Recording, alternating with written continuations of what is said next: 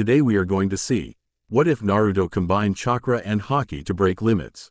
Part 1. So let's get started. His clones had dispersed, relinquishing their auras to him that made him aware that they had performed their duties. One had completed writing a letter to his son, one had informed the old man his last wishes, and another carried a baby to his work office. And left a note in a picture frame. He looked down at his chest and sighed with a shuddering breath. A massive claw had pierced his wife's chest along with his own in their last-ditch effort to protect their son. As his life was fleeting, he started to think back to only 5 hours before. If one had asked him then how he was going to spend the night, the very last answer from the darkest recesses from his mind would be dying. He looked to his red-headed wife and her to him simultaneously in the eyes. Dimming eyes shared their mutual distraught emotions, their worries and anxieties strangely. Physical pain wasn't even a part of the bandwidth.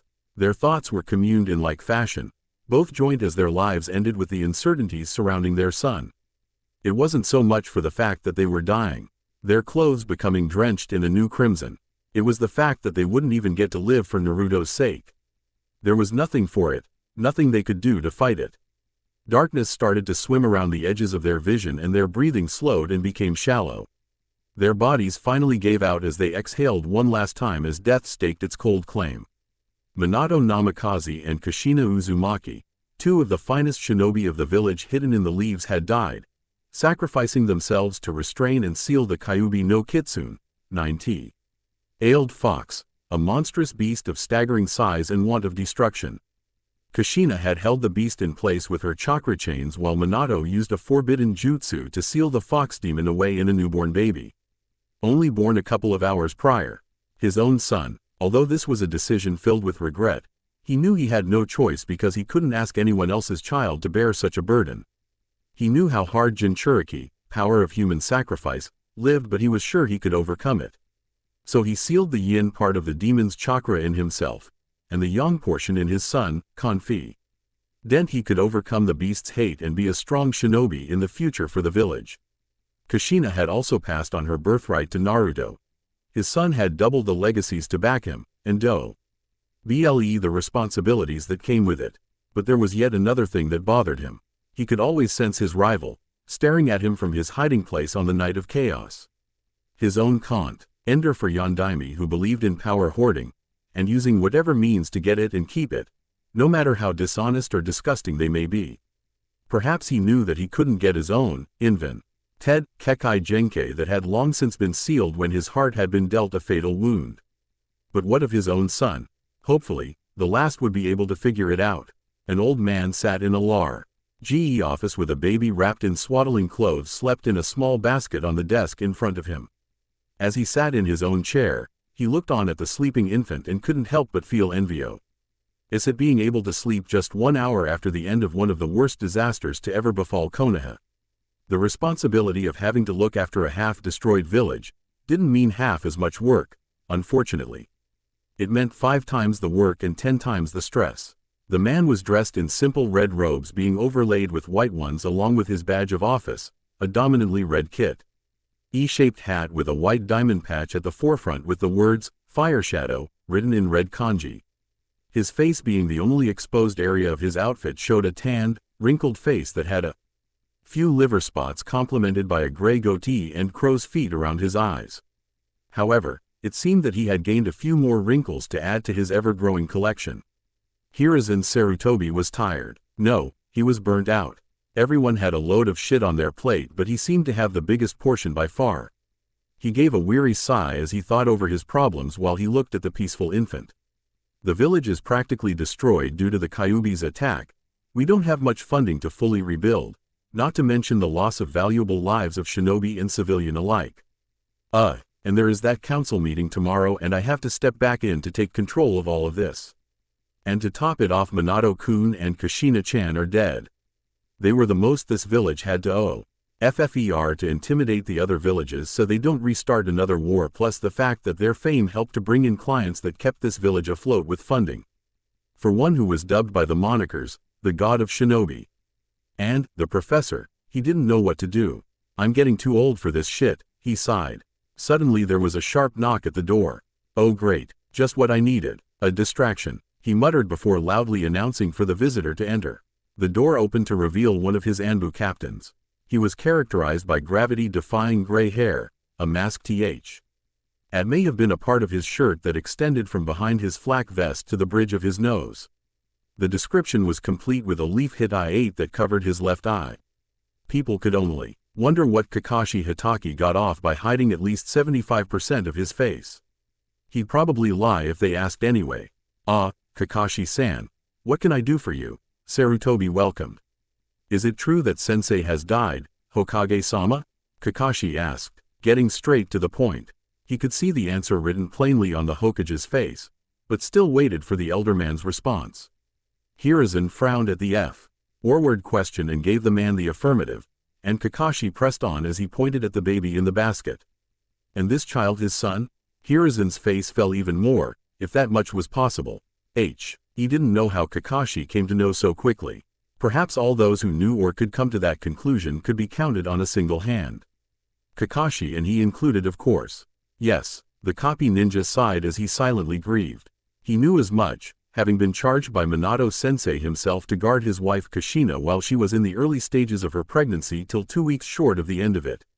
While he knew that he, Minato, died in sacrifice to save the village would not want anyone to cry for him, he couldn't help but shed a few tears from his exposed eye. "So what are you going to do, Hokage-sama?" "Figuring out a funeral, reasoning out the budget to fix the village, and to top it all off, I'm pondering what to say and what not to say to that damned council. Frankly, that's the easy part." "Excuse me?" The Hokage looked at him in shock. "Everything except his heritage. After all, we can't handle any threats by any villages that have Minato-sensei's enemies affiliated with them. Especially Iwagakure," they both stated with uncanny simultaneous effect. They both stared at each other for well over a minute. "Then what about the Minato-sensei told us that he wanted him to be seen as a hero." "How did you?" "I was beside you when his clone told you." Hiruzen started to fervently hope he wasn't going senile. Perhaps it was due to the stress of the situation. Yes, that had to be it. Despite the bleak situation, the older of the two men managed to crack a smile. "You know, you should take this hat." Don't feel like it." They both started to chuckle. They stopped when they heard a giggle. They looked around, but then they heard it again coming from the basket. As they looked at the baby inhabitant who was giggling as it clutched a cheap-looking necklace that the copycat ninja recognized as Kushina's. The necklace was merely a string running through a small wooden necklace with the words Uzu one side and a red and white swirl on the other. Child giggled again, and the previously crestfallen Hokage couldn't help but smile wider. He couldn't help but think that things might get better after all. The third fire shadow sighed as he stepped into the meeting chamber. It was going to be a long day. Looks like he was wrong about things getting better. Not that it started out peachy anyway. The council men and women of the shinobi and civilian factions had all gathered. All those who had survived the previous night anyway. A particularly nasty thought ran through his head as he thought about Mebuki Haruno. He briefly entertained the notion that she might have perished during the Kyuubi's rampage, but all hopes fled when he saw the woman's stoic face from behind a councilman's head when said man shifted in his seat. Sarutobi could only think that a beast in great want of destruction had literally missed certain people who would not be missed, least of all himself. Did the damn creature actually kill the rest of the likable people in the village? Sarutobi took his seat and waited patiently for everyone to settle, or rather stalled before his migraine began. Finally coming to a more or less agreeable degree of silence, Hiruzen called for a complete version of it in a less than agreeable fashion, although his aura helped make it far more persuasive. "Quiet," he bellowed, leaking just enough killing intent to scare the muttering civilians and ninja alike. Seeing them all visibly straighten, he nodded with approval. "Now that we are settled, what's first on the agenda?" Peace was once again forfeit in the chaotic shouts, each person trying to speak louder than the other except for the clan heads who calmly raised their hands. "Hiyashi-san?" Hiruzen acknowledged. "What of the Kyuubi? We all know that the fourth went intercepted, but after a short period of time it disappeared. We wish to know what had transpired," the Hyuga said, or almost demanded as it were. His expressionless face was unreadable, yet Hiruzen noted that there was a hint of worry etched into the man's brows. The Sandaime gazed at the expressionless Hiyashi and gave a sigh. Everyone leaned closer, as if a few inches increased their hearing capabilities. The Hokage began to speak. As you all know, the Biju are beings that cannot be harmed without massive effort from the offender. Also, even if they are killed, they would reform in a few years due to the fact that they are merely creatures comprised of nothing but chakra. So instead, Sarutobi beckoned to a maid holding something swaddled in a lilac-colored blanket. He couldn't talk, either risk of it attacking again in a few years, so he did the best next thing. By now the maid had now reached his side and Sarutobi took the bundle from her as people strained to see what was inside the blanket. For a fleeting moment, he wondered if he was about to make the stupidest mistake of his life again. He sealed it away in a newborn using the Shiki Fuin, Reaper Death Seal. A kinjutsu, forbidden technique, which demands your soul in forfeit. He forged the strongest seal ever created with the Shinigami's help in the hopes that you all would see the child as a hero for having to live with this burden. Konohagakure no Sato, village hidden in the leaves, Hiruzen proclaimed, lifting the child. She was saved by her youngest son. There was an ungodly amount of silence for a minute. On everyone's faces there was the unmistakable look of realization. Hiruzen, for a moment, had thought he had broken through to them. Yes, perhaps they would take what he said to heart. He heard of instances where the Jinchuriki were respected and liked, like Kumogakure. But his hopes were dashed when he heard what was shouted next. They had come to realize that the boy was a demon in disguise. It was to be expected, it should have been expected. They were ignorant of the powers of Fuinjutsu. After all, how would one go about imprisoning a demon the size of a damn mountain inside a boy? He'd especially had hopes of the shinobi faction of being more educated on matters related to this, but was instead disappointed when they deferred to making the same shouts as the civilians. Whether it was mob mentality or just plain pent-up hatred, Hiruzen didn't know. Kill the demon. What the hell? The damn beast is still alive? Kill it now, Lord Third. My family died to that beast and the fourth left it alive? Those were just a few of those of the civilian faction. All of them were in hysterics. Fuinjutsu was a strange art, yes, but weren't the powers of all ninjas strange to the civilians? Granted, at first it did sound far-fetched for paper with ink scribbles to explode, but so was breathing fire, calling creatures from other realms, pulling bones from your body to fight with and seeing through walls. Albeit the shinobi present have to be able to suppress personal emotions. Not completely, but to a tolerable amount. Also, all of them had to various degrees in knowledge of the sealing arts and that it had virtually unlimited potential. But it was hard to grasp that it was still alive. They also called for its death, although they were trying to use logic in their speech. We should kill it now, Lord Third. The fourth sacrificed his life to make the Kyuubi vulnerable. After all, what is weaker than a baby? With all due respect, Hokage-sama, the child must be killed to destroy this threat. And so it went. On one hand, they were more respectful of his authority, but on the other hand, the message was still the same. The third was saddened to think no one would recognize this child for who he is, a hero. But then again, heroes were seldom loved in their own country. And Anbu quietly and slowly reached for his tanto. To anyone who would be watching, they would assume that he was prepared to act as crowd control, in case anyone decided to become physically offensive. His right hand finally completed its 30-second journey to its destinate. Ion and gripped the handle of his weapon akin to a hungry predator on its prey that refused to let go. He then reached for his cyanide and nightshade pill and held it in between his molars. He then CUSED a minuscule amount of chakra that could hardly be sensed into his 30-second delay, a great explosive tag, and started to remember his wife, his would-be wife. Her father had never liked him. Despite the fact that his denial of their relationship, the two lovers had been set to elope on the 12th of October.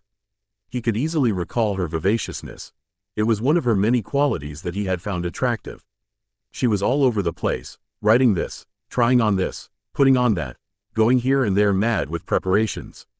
He was passionately in love with her and her with him.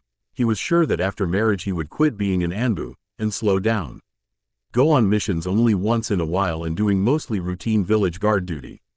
As tears stated to drip freely from the end side of the mask on his face to the ground, he realized that the day he yearned for, that being the 12th of October, was no longer real. No longer within his reach. It wasn't coming tomorrow. 20 seconds. He thought of the corpse of his fiancée he had seen half buried under the rubble of their would-be shared home, the place they would have raised their family. Even so, in that tragic moment, He had to leave to fight her murderer, who had moved on to destroy another area of the village. But he had failed. He couldn't even get close to the monster. It had all been for naught. No, he firmly thought. It wasn't that it wasn't within reach. For him, there was no tomorrow. But he would join her today. 171615.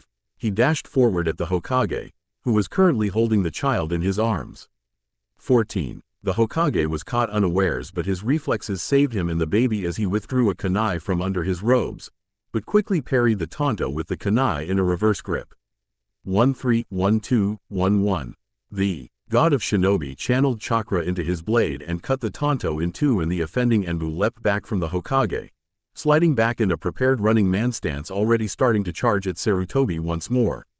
The other Anbus watching the fight were surprised at first, but got over it as they hurled multiple kunai and shuriken at the offender that struck and embedded themselves in his flesh, particularly his heart, lungs and stomach. His sprint slowed to a run, then to limp, then to a pained crawl, still moving towards the old man holding the bane of his existence.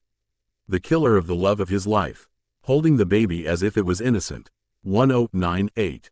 Halfway there, his final position was settling into a prostrate form in front of the sandame, kunai and shuriken sticking out of him everywhere, making him resemble a human porcupine. The weapons also made the man bleed out to some extent, but not enough to kill him in the next few seconds. Hiruzen noticed something akin to water at the bottom of the Anbu's mask. Saliva. Tears maybe? 765. The Anbu groaned in pain. Won't be long, he grunted to the Hokage. Why would he say that?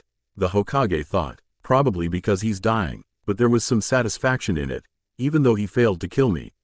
Was he a spy? Assassin perhaps? Kami, just what I needed, some no-name assassin at a time like this. It was then with Star K alarm that the Hokage noticed the bomb tag half out of the Anbu's bomb pouch with a slight glow around the kanji for ignite, and who knew how many more passive ones waiting to be detonated.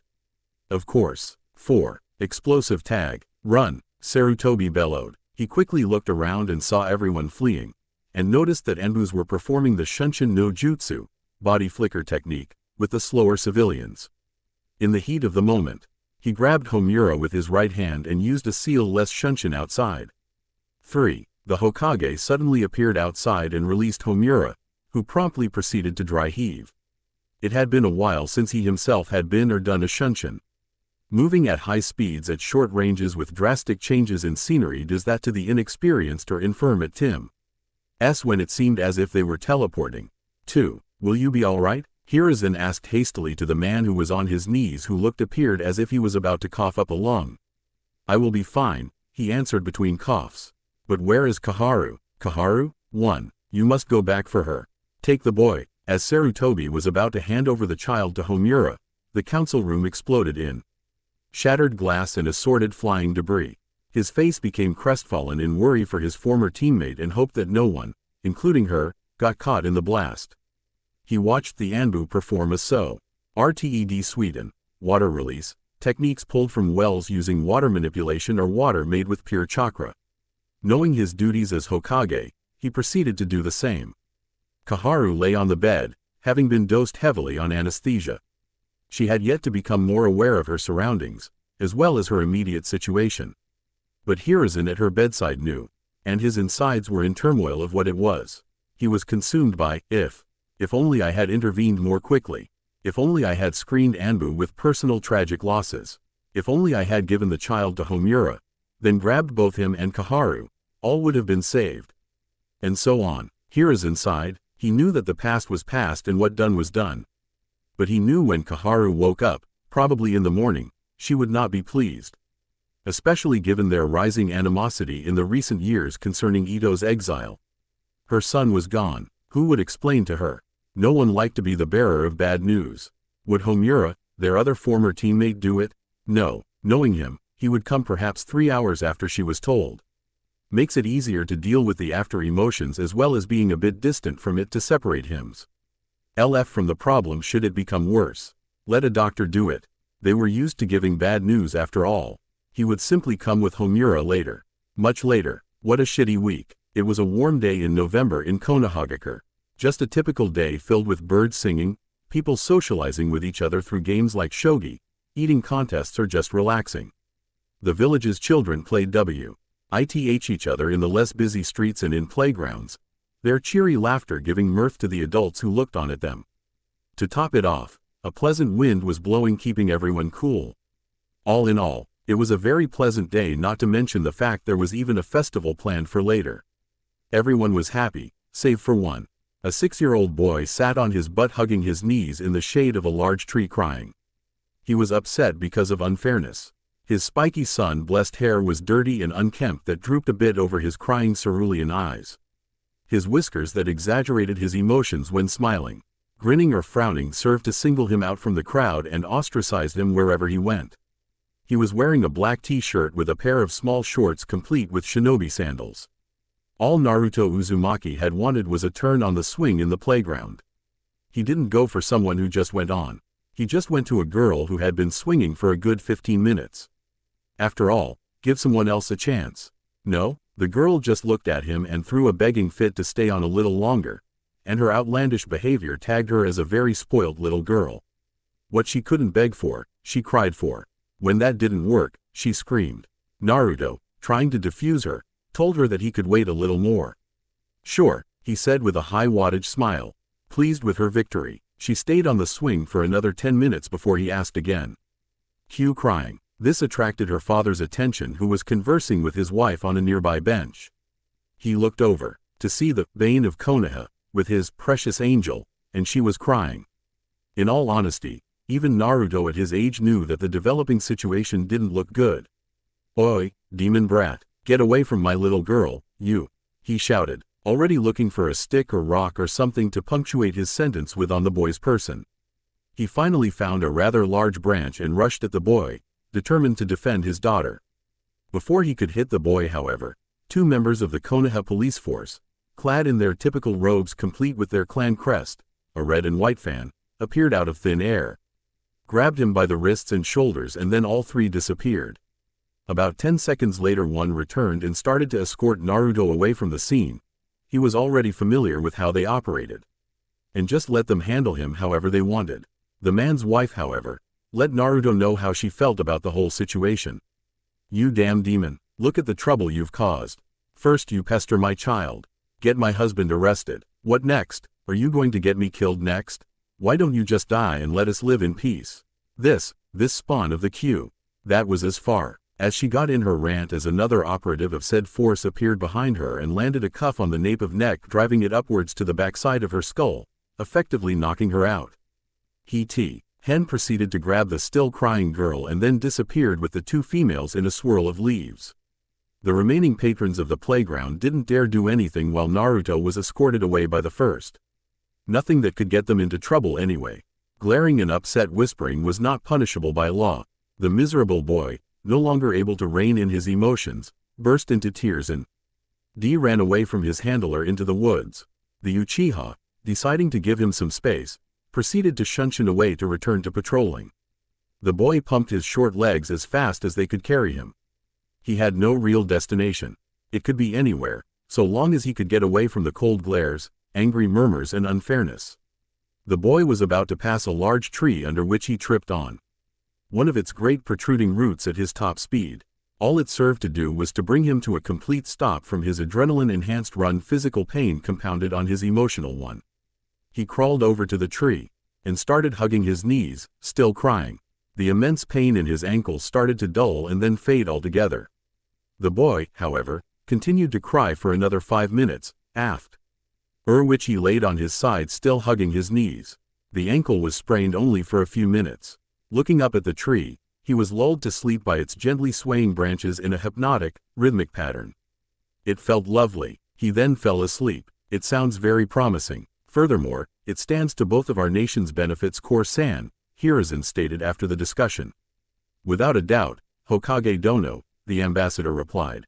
In addition to sharing trade routes, we will be able to open new ones, greatly increasing financial assets of our respective villages. We also stand to gain militaristic clout when we assist each other in conflict. Excellent, the Hokage beamed. The council won't need long to deliberate this. It doesn't warrant much to ponder over, seeing that the answer is as plain as black and white. In the meantime, I trust that you will find your accommodations to your liking. You shall be able to stay as long as you wish, Sarutobi went on, a bit eager to please. The Kyuubi attack 6 years ago had put a seemingly bottomless hole in the treasury that desperately needed filling, hence the reason the Hokage wanted this treaty to go through. It was more or less ass-kissing. Not that he would admit it to anyone. Much obliged, Hokage Dono. I certainly shall. At a discreet signal, 2 of his masked Anbus appeared. Anbu, please show our guests to their accommodations for the night. As the Kumo Nins left to be escorted to their hotel, the elderly Hokage smiled. This was his first true smile in 6 years. Finally, things were going to get better for the Hidden Leaf. They badly needed a win. Yet, somehow, it felt off. Like it was too good to be true. He hoped he was wrong. It looks to me that the Raikage was right. We made him an offer he just couldn't refuse, and it really shows that they're desperate for the money to rebuild. The damn tree huggers. Core Jinsaku was pleased, while he knew he was on a potentially suicide mission with his guards Keiji and Aizu. He knew that his death would consolidate more power to his home, the village hidden in the clouds. What are the next steps, Core? Aizu quietly asked, his patience wearing thin. Core nearly yelled. Speak up, man. Damn, I'm tired of always having to read your lips to know what you and Keiji are saying. You know it is in our nature for being born of the Saranto clan, Aizu quietly stated. Completely nonplussed by his cohort's exclamation. Well, at least you're not as bad as Keiji. Barely says 5 words in a whole fucking year. Anyway, we all know what to do. Both of you will get NTO the Hyuga clan compound and retrieve the heiress. They should all be focused on Lady Hitomi having contractions. Keiji, do you have the concentrated time essence? Keiji gave a small nod. Good. Keiji dropping the time essence in her tea, or even releasing it in the air in her room, should cause her to have premature contractions. While everyone is fussing over her, we will acquire the heiress in the confusion. Having these Horikuya clan members will further help this endeavor, considering they don't have chakra coils, but instead purely manipulating yin and yang release to use stealth techniques. They should be theoretically invisible to the Byakugan dojutsu. Then Aizu will fetch me the girl and I'll use my swift release to get back to Kumo, leaving behind a clone with my cohorts to ensure we are not suspected. Leaving at the time we told the Hokage. We will have the Byakugan, and Konoha none the wiser until it's well too late. We're heading out 1 hour after the festival starts. People not drunk by then will be halfway drunk, as well as almost all the shinobi off duty. That's our best time. Both of you shall approach the compound from the southeast forest. According to our intel, that area is the least guarded. Going with logic, should be even more so because of the festival tonight. Is that understood? Yes, Aizu affirmed, with Keiji nodding in his response. Very well, Lady Hitomi is having contractions. What? It's 2 months too early. Unusual, yes, but we have to get her to the medical wing. Hey, went off without a hitch. Once I've crossed the border, Kumo will win. Core muttered. Keiji and Aizu will have gotten back to the hotel with my clone, looking reserved by morning, as if we don't know anything. As if, he laughed. He adjusted the drugged girl more comfortably for running before channeling even more of his innate swift release and took off even faster, practically faster than a blink. So fast that he noticed it too late. A stick of some sort had caught him in the face, right in the nose, and broke it. The child flew from his arms into the air. Even in his pained state, he saw the child flying into the air and he panicked. He didn't progress this far in the plan, just fail because he ran too fast to notice a stick in his way. A stick? He followed through with that train of thought as he got up and ran towards the spot he predicted the child would fall, seeing its general trajectory. A stick from one of these local trees should be supple, scratching my face as it bent, not flat out striken. Jimmy, as if it were as inert as a thick branch or something artificial and man-made, like metal. Single quote. Here his thought came to an abrupt halt as he saw the child disappear at the apex of its journey in the air, apparently due to someone or something's intervention. What? Who's there? He hissed in confusion, looking around wildly. Over here. He turned to the source of the voice animatedly, only to see a man sitting on a tree stump holding the toddler against their chest. Core, getting upset, charged at the stranger with his swift release, but at the last second, his fist to hit a purple barrier of sorts. He drew back his fist and lunged with a kunai only for it to be harmlessly repelled to the side, the barrier only appearing when external contact reached within a few feet of the man. Hey asshole, you mind not doing that? You might wake up the girl. He looked down at the girl, wondering how she hadn't awoken as yet. Oh, she's drugged? Core tried to attack the man again, with each TTEMPT ending in failure in everything but serving to get himself angry and frustrated. With his anger reaching its peak, he resorted to jutsu, almost uncaring if he hurt or killed the Hyuga heiress. Raiden, Jibashi, lightning release, electromagnetic murder. Electricity flashed in deadly arcs from the Kumo ninja's hands to the man and surrounding area. Seeing the man still unharmed, he laced N 3 times the amount of chakra needed for the jutsu, for it to finally end in an explosion around the stranger.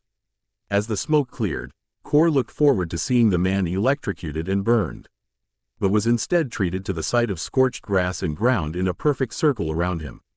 Are you done yet? Another voice, but similar, sounded behind Core to see an identical replica of stranger standing 30 feet away from him. Shit, a clone. For the first time, Core studied the man. He was dressed in a jet black trench coat with a hood over his head. His look was completed with a hole stir with a small stick in it 4 inches long, as well as shinobi sandals. Wait, stick? Could that be the weapon that struck me? But it's too small. You want that barrier down? Huh? Just kill me. That'll release the barrier and disperse. How about it? The stranger said. He spoke in a deadpan voice, but ridicule was salted into it. It was obvious that he certainly didn't expect the Kumo nin to be able to beat him. Who are you? Quote. The stranger shrugged. Name's Ito, he said easily enough, as if he didn't really care much either way. Core paused for a moment to figure if he could remember the name, but couldn't. Just give me the girl. Not as if she's your daughter or some shit like that. You don't know her. I know of her. You gonna try to take her back, or are you gonna walk? Ito sounded as if he really didn't care much either way. He'd actually want the man to stay. He had something that he wanted. At that, Core took out his kunai and held it in a forward grip, studying the black-clad man's stance or lack thereof. You gonna make a move? Core taunted. Can you fight? The stranger replied back. More mind games. Core gritted his teeth. Die. Core ran at the man at full speed, channeling swift release. With speed like his, the man will be dead inside a second. Just as he lunged with his kunai, 1 inch before striking the man's chest, the stranger grabbed his knife arm at the wrist with his left arm, and jabbed his right arm through Core's armpit, sidestepped and planted the palm of his hand against the back of Core's head. He then slammed Core's head right onto the hard ground, effectively knocking him out. Pathetic. With the man taken care of, Ito turned back to regard his clone that held the child. So you gonna tell me why you look like me, you damn 9 tails? The man who held Hinata gave off a standoffish vibe, yet still on guard.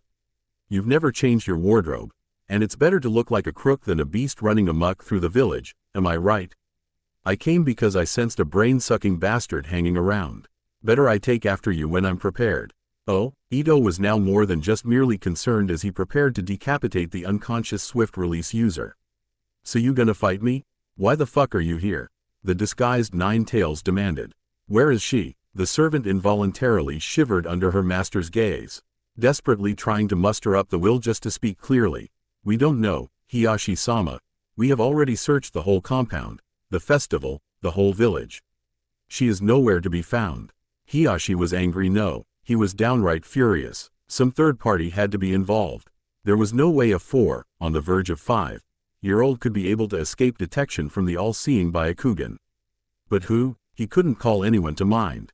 If the child was really outside the village, there had to be foul play afoot. He couldn't call to mind anyone who would do this to him or his daughter, not anyone alive or locked up anyway. But even if they could have been there, they had no means of being able to sneak into a compound filled with people able to see through walls, kidnap his daughter, and sneak her out of a shinobi-dominated village without the tiniest bit of suspicion. But what had happened, and there was no undoing it. They had to pick up the pieces, relieve some guards because of incompetence, and find his daughter. Alright, that's enough, Kuya, Hiyashi said in a huff to the nervous branch member as he made up his mind on his next option. Return to your duties. Hearing this, the frazzled branchwoman was relieved, as she had thought that she would have been punished for bringing bad news. While Hiyashi did not practice using the caged bird seal, like other main branch members, particularly the elders, he was unpredictable at times of great adversity, and this was certainly one of those times. He wasn't generally unkind, but he did look especially in the mood to be. I am here to see the Hokage. His normally stern and flat tone, and was marred with worry and anger, and likewise was his face. She allowed him to go upstairs and informed him to knock on the Hokage's door once there. And he did so with markedly more hurry than she'd ever seen a Hyuga in. "Come in," the muffled voice from behind the door said. Hiyashi turned the knob and pushed. It opened to find the Hokage dressed up in a simple blue kimono. Apparently, the man was just about ready to leave himself to attend the festival. "Hokage-sama, a moment of your time. I have an important request." "You just caught me, Hiyashi," the wizened Hokage said coolly, though his mentality was rapidly settling into crisis mode. "By all means, Hiyashi-san." "What is it?" the old Hokage inquired. "My daughter's missing. I wish for you to locate my daughter, Hinata, so I may know her whereabouts," the slightly frowning Hyuga replied bluntly. "But isn't this a clan problem?" "Even more so, this shish old pose no problem for the Hyuga's dojutsu. That is the problem, Sarutobi-sama. We cannot locate her within the village walls, dojutsu or not." "It's," Hiyashi hesitated, trying to choose his next word, "disconcerting." Well, this suddenly went from bizarre to upsetting. This is serious. It was an easy assumption that Hiyashi wanted him to use the crystal ball to find his daughter. Made more sense than mobilizing a couple dozen ninjas. Without the prompt being spoken, the Hokage got out the crystal ball and started the technique. Soon, an image of two men appeared, one of which held Hinata against his chest while the other held a man over his shoulder. The unconscious man on the shoulder was recognized as the ambassador he was speaking with earlier. Hiyashi and the Hokage saw the one with Hinata about to knock at the door that the two black-clothed men stood in front of. However, the man with Hinata hesitated, and seemed to argue with the other before then poising to knock. "Where is that?" Hiyashi asked. "It seems familiar. Is that our door?" Both Hyuga and Sarutobi froze. At the same time of the image of the man knocking at the door, they heard a knock at their door. Both Hiyashi and Hiruzen shared an uneasy look, and the Hyuga nodded to him as if saying to let him in, not as an order or request, but as a plea. The elderly Hokage then flared his chakra twice to tell the hiding Anbu in the room of a potential threat before he welcomed the men inside as clearly as he could manage. "Come in." The door pushed in to let the two men in, along with their human baggage, but the one who carried Hinata entered in the lead. Hiruzen took in their description thoroughly, wearing a black trench coat not unlike Ibiki's, with black full-length pants along with black shinobi sandals, some sort of kanji he couldn't see clearly. He also wore gloves that exposed the tips of his fingers with protective metal plates on the back of the wrist. The man's head was covered by a hood that was implemented by a face mask that came up to the bridge of the man's nose, and his eyes were shadowed by the hood of his clothes. Both men were similar in appearance, leading the Hokage to believe that one of them was a clone of the other. "Who are you?" Hiyashi asked the hooded man tensely, bordering on the edge of threatening. The man, either not noticing the tone, or ignoring it, replied in an even tone. "Just a hungry man passing through. I was looking for something to eat when I saw this guy and decided that He tried to think of a lie, if only for the Kyuubi's sake, intervene. He didn't mention his own name either. Just the mere mention of it would draw every single Anbu in the area to try to kill him. Furthermore, given by how vague he was, everyone realized that he didn't care to tell them his name, and chose to ignore that fact. "Explain yourself. We wish to know what transpired," the Hokage requested, now calming, seeing the mysterious man as no longer a threat. Not now anyway. His Anbu were still on standby, but he didn't tell them to stand down. He himself wasn't relaxing either, and he was sure that Hiyashi was the same. "Simple. Your daughter," he gestured to the sleeping girl, "was kidnapped by this man." He nodded at the still unconscious man. "And I stopped him before he reached the border. Judging by," he said, "Kumogakure was just after the Byakugan dojutsu." Hiruzen interlocked his fingers in interest. "Could you describe what happened?" "We stopped him. That's all you need to know," the clone said, speaking for the first time. The clone and handed the sleeping girl to her father, who cradled her to his chest relieved. "Then I challenged him," the original continued with mild gusto, suggesting that he was prideful person. "He ran at me and I knocked him out." "That's it." "Oh, so he was exhausted then, I take it?" Hiyashi asked. "No, just weak, or at least to me. He only used one B-ranked Raiden technique, and was a user of swift release." Both Hiyashi's and the Hokage's eyes widened at this relation. though the latter didn't allow his surprise to show as much as the former. Knowing of the incredible speeds that came with this really ace as well as the added perks that came with having a Kekai Genkai, plus the fact that it was a certainty that the ambassador was a skilled shinobi. The man before them was powerful. Period. Seeing as you intervened in our favor, I take it you're affiliated with Konoha then? The Hokage asked almost rhetorically, trying to look for anything that could tell him of who he is. Or was. The stranger stroked his chin in mock thought. Nope, ain't got no allegiance, especially to this village. To be honest, it's my least favorite. A missing nin? Hiashi was alarmed, his Byakugan activated, ready to act. Also on their own way of thinking. Before Hiruzen could cue them otherwise, the Anbus in the room leapt from hiding and attempted to incapacitate the strange man. Attempted to. A magenta call. Ward barrier appeared in front of the clone and the unmoving man that electrocuted the two Anbus into unconsciousness. The men looked down at the Anbus briefly before back at the Hyuga and Cage. Konoha is such a grateful village. The clone said sarcastically. You know, maybe I should have helped Kumo after all. They appreciate guys like me up there. I'm just a good hack. He laughed for a moment, wondering if he even believed the words that were coming out of his mouth. Fire Shadow, rein in your animals. I can still sense them. They don't like me much. At ease. At the Hokage's order everyone relaxed. Hiashi stared at the man for a few seconds more with his Byakugan active before deactivating it. But then why help us? I want to know why. You don't know us, work for us or even against Kumo. You had no reason to. Hiashi said, trying to get over the fact that the man disabled two Anbu without even moving.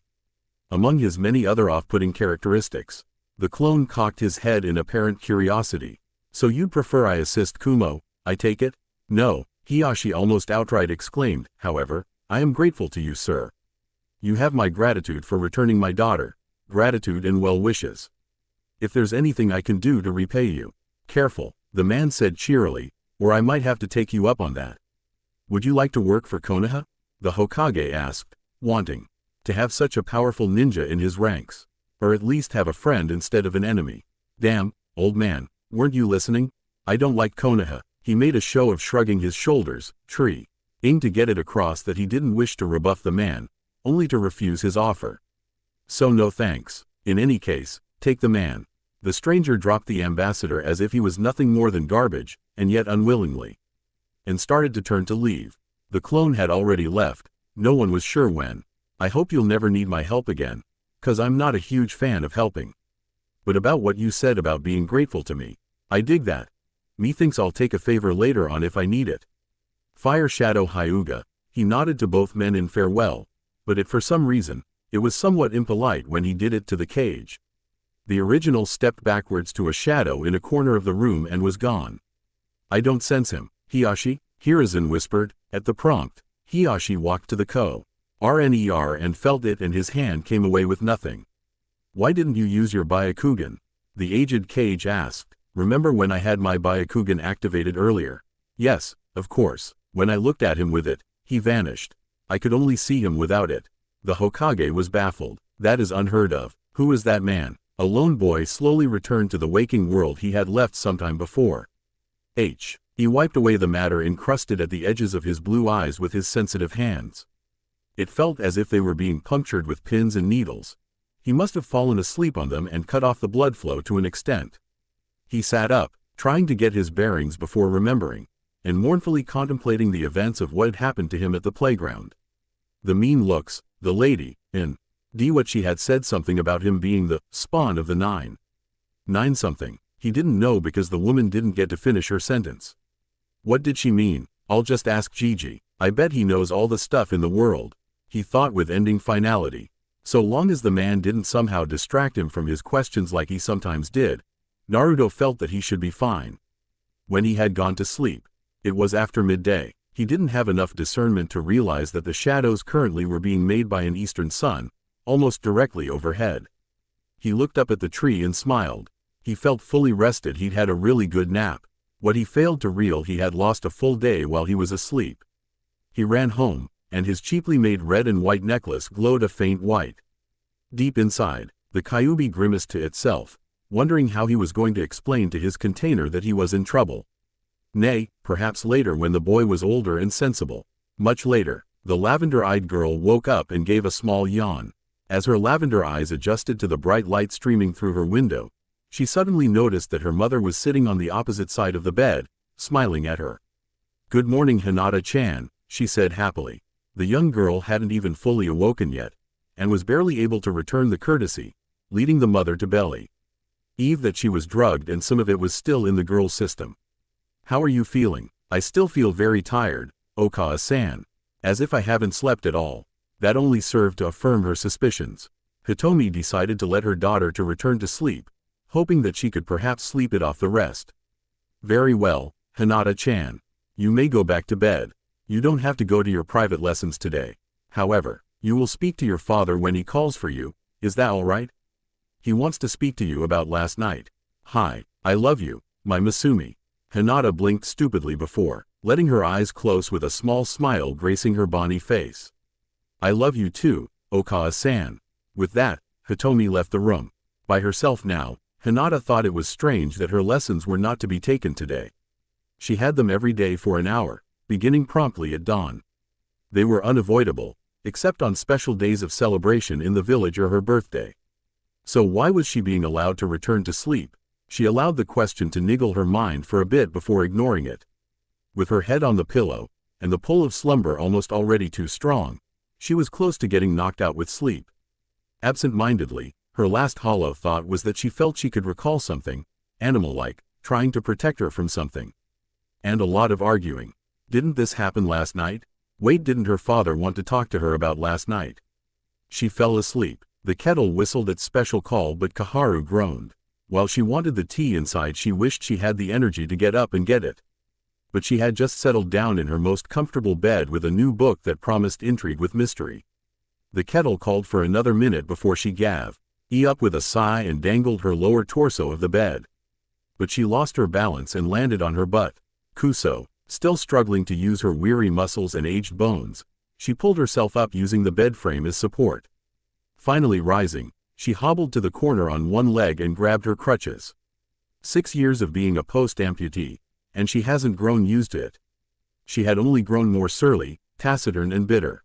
It hadn't gotten any easier. Instead, it had grown more and more difficult in her advancing age. As it had grown bothersome to cope with, to do normal and simple everyday active. It is like walking or dancing she used to enjoy doing so much. Not to mention the new hurdles like stairs. Just another reminder why she moved from her third-floor apartment to one on the ground floor. Making it to her kitchen. She leaned one of her crutches against her kitchen table and leaned on the other, bracing on it, and turned off the flame. She then poured the hot beverage into a cup and set it down, and not a moment too soon. Phantom pain had set in on her amputated left leg, making her grit her teeth. Her cut nerves still registered pain below her knee when it was no longer there. "Cammy, why me? What have I done to deserve this? I can't help but feel it's that brat's fault. If it hadn't been for him, the Anbu wouldn't have bombed the council building." It was a weak accusation and she knew it, but she needed someone to blame. Tears streamed down her face as she wished for relief from the pain. Both physical and emotional. "And Ito, my son. Where is he? I don't even know if he's still alive. What with Hiruzen keeping him from me with his damn exile. Doesn't he even care?" Ito was a lot of things. A crook, maybe. Too determined and ambitious for his own good. Definitely greedy, and strong too. Hell, he was even one of the nominations for Yondaime in competition along with Orochimaru and Minato.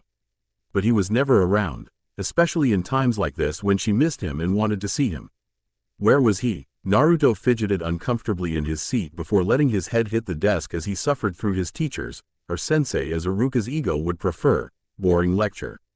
Not wanting to look through the window anymore, bemoaning the loss of what looked like a day perfect to be anywhere else doing anything else, he allowed the sound of the man's teachings to break down into a background monotone. Winding down in his ministrations to his class, Yumi no Iruka smiled as he thought of all the young minds he was passing down his knowledge to. And that's why Ninja Wire is so strong. He trailed off when he saw a spiky mop of bright blonde hair far too close to the desk, indicating that the owner had his head down again for the third time that morning. "Naruto, wake up," Iruka shouted, stopping right in the middle of his lecture to chuck his eraser at the seemingly asleep Uzumaki, just to let him know just how much he appreciated the boy napping in his class. "I wasn't sleeping. Naruto shouted while lifting his head, depending on varied opinion of whether it was fortunate or not. When he rose up, the eraser clocked him squarely between his eyes. Ah, serves you right. If you were paying attention, you wouldn't have gotten hit. Save for a very select few, the whole class erupted in a laughing riot. There were the usual jeers and teases that were duly expected from a class of children, be it that they were ninjas in training or not. But one comment in particular stood out to him, that remark coming from the pretty girl he liked with the pink hair. Faye, Sasuke-kun would have dodged like a pro. Ah, what, Sakura-chan? I didn't have time to dodge. She stomped over to him and gave him her rebuttal, that being in the form of a 4 knuckles drilled into his head.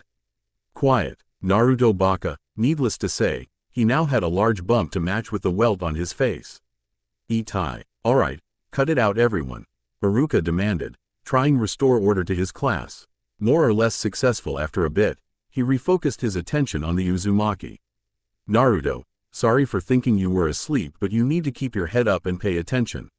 You know that you're not exactly the fastest, so you need to put in more effort to learn. Okay, Naruto grumbled something about already knowing the subject matter that the man was teaching, but was only not able to remember it. Deciding that he'd lost because of this facet, he tried to look apologetic despite being irritated. Hi, Iruka-sensei, now throw me back the eraser. Feeling that the man needed a bit of comeuppance, Naruto reached under his desk where he kept a small stockpile of prank items hidden, and withdrew something that was certainly not an eraser. Here you go, catch. Iruka stared large-eyed to see a large yellow balloon coming at him that seemed to have suspicious contents coming at him. Before the balloon filled with pink paint even made contact, Naruto had already beaten a hasty retreat out the window. Iruka's yell of surprise was cut off, and was soon followed by one of indignation. Pink paint? Naruto, I'm gonna get you for this. Iruka yelled, exasperated as he tried to smear off some of the paint off of his face with an equally paint-ridden forearm. The class stared at him, not knowing whether to poke fun at him at the risk of incurring the man's wrath, although Ino soon made a deliberate observation. Iruka's all pink, it's such an awful color. That's my hair color, Ino pig. Billboard brow. The two girls stomped over to each other, insulted each other some more, which led to a catfight over Sasuke's love life. As Iruka looked on, still covered in pink paint, he did the only thing he could to salvage some esteem in his students' eyes, and give himself a chance to leave under the impression that he wasn't completely upset. Class, break for lunch. Immediately, the class rushed past him through the door outside, and when the room was empty except for himself standing in pink puddle, he wondered if it was Naruto's specialty to make a class go from order to chaos. Deciding to leave him be for the rest of the day, he went to tell Mizuki to take over the afternoon class while he got himself cleaned up. Damn, I nailed him with that one, he didn't even see it coming. I wonder what he was yelling though. I'm gonna get you, met, whatever. The Bond ran through the busy streets eager to get to his favorite, and only, place to get lunch. The fact that the streets were parting as if to give him freeway didn't escape his notice. Hey, at least that's a perk. They leave me alone. I should be grateful. They don't beat on me like they used to. I think I can still remember everyone. Every single person that's done me wrong, it's in my mind somewhere. I'm gonna get stronger, just to show you bastards that I didn't need your help to get where I'll be. Maybe you'll be sorry then. He hoped they would be sorry. Finally slowing to a stop, he saw that he had arrived. Lifting one of the privacy flaps, he saw two of his most favorite people inside. They were his especial favorites when he was hungry.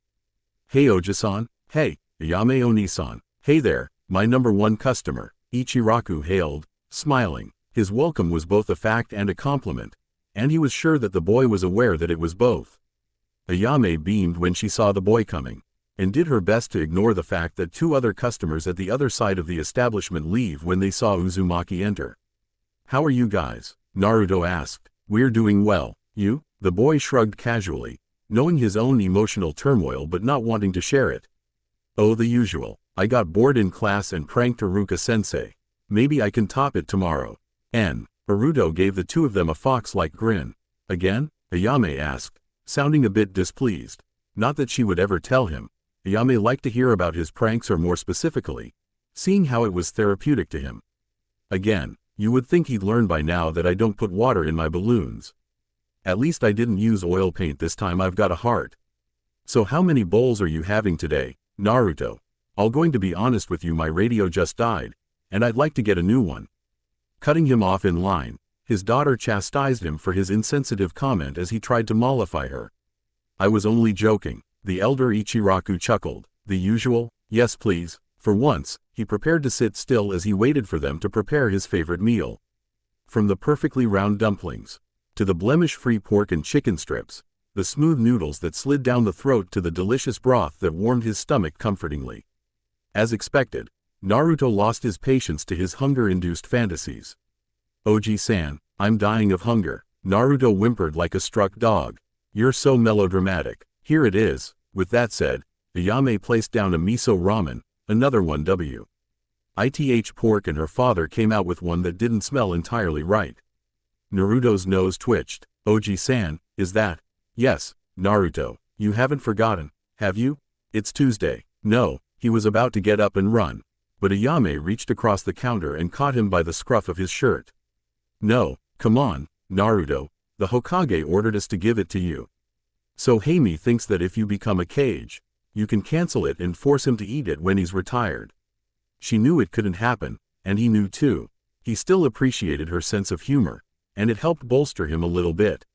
"You bet I will. Now let's get it over with." Naruto reached for the bowl, looked into the bowl and grimaced. "Something wrong, Naruto?" Ichiraku asked. "You know, besides your poor diet ethics? It's an abomination. It's soup." Ayame deadpanned in response to the boy's melodrama. "And I tried my best to make it more tolerable for you. I even had them soaking in miso spices overnight." Ayame replied in a complaining tone. Naruto looked into the bowl. Instead of being filled with noodles, meat and dumplings, it was filled with spinach, broccoli and Brussels sprouts.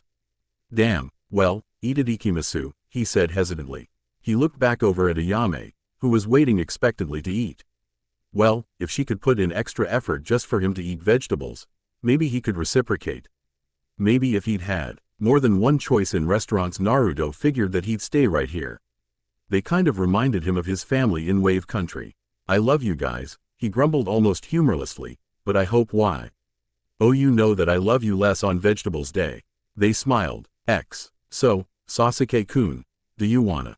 "No." "Well, how about no?" The pinkett was dejected. He'd already shot down both her invitations before even hearing them, only by using a single-syllable word. She cowered like a dog with its tails between its legs. Later, "Sasuke-kun," to which Sasuke didn't even bother to reply. The brooding Uchiha sighed and placed his chin in between the palms of his hands. As he sat on the park bench, he tried to take his mind of Itachi for once.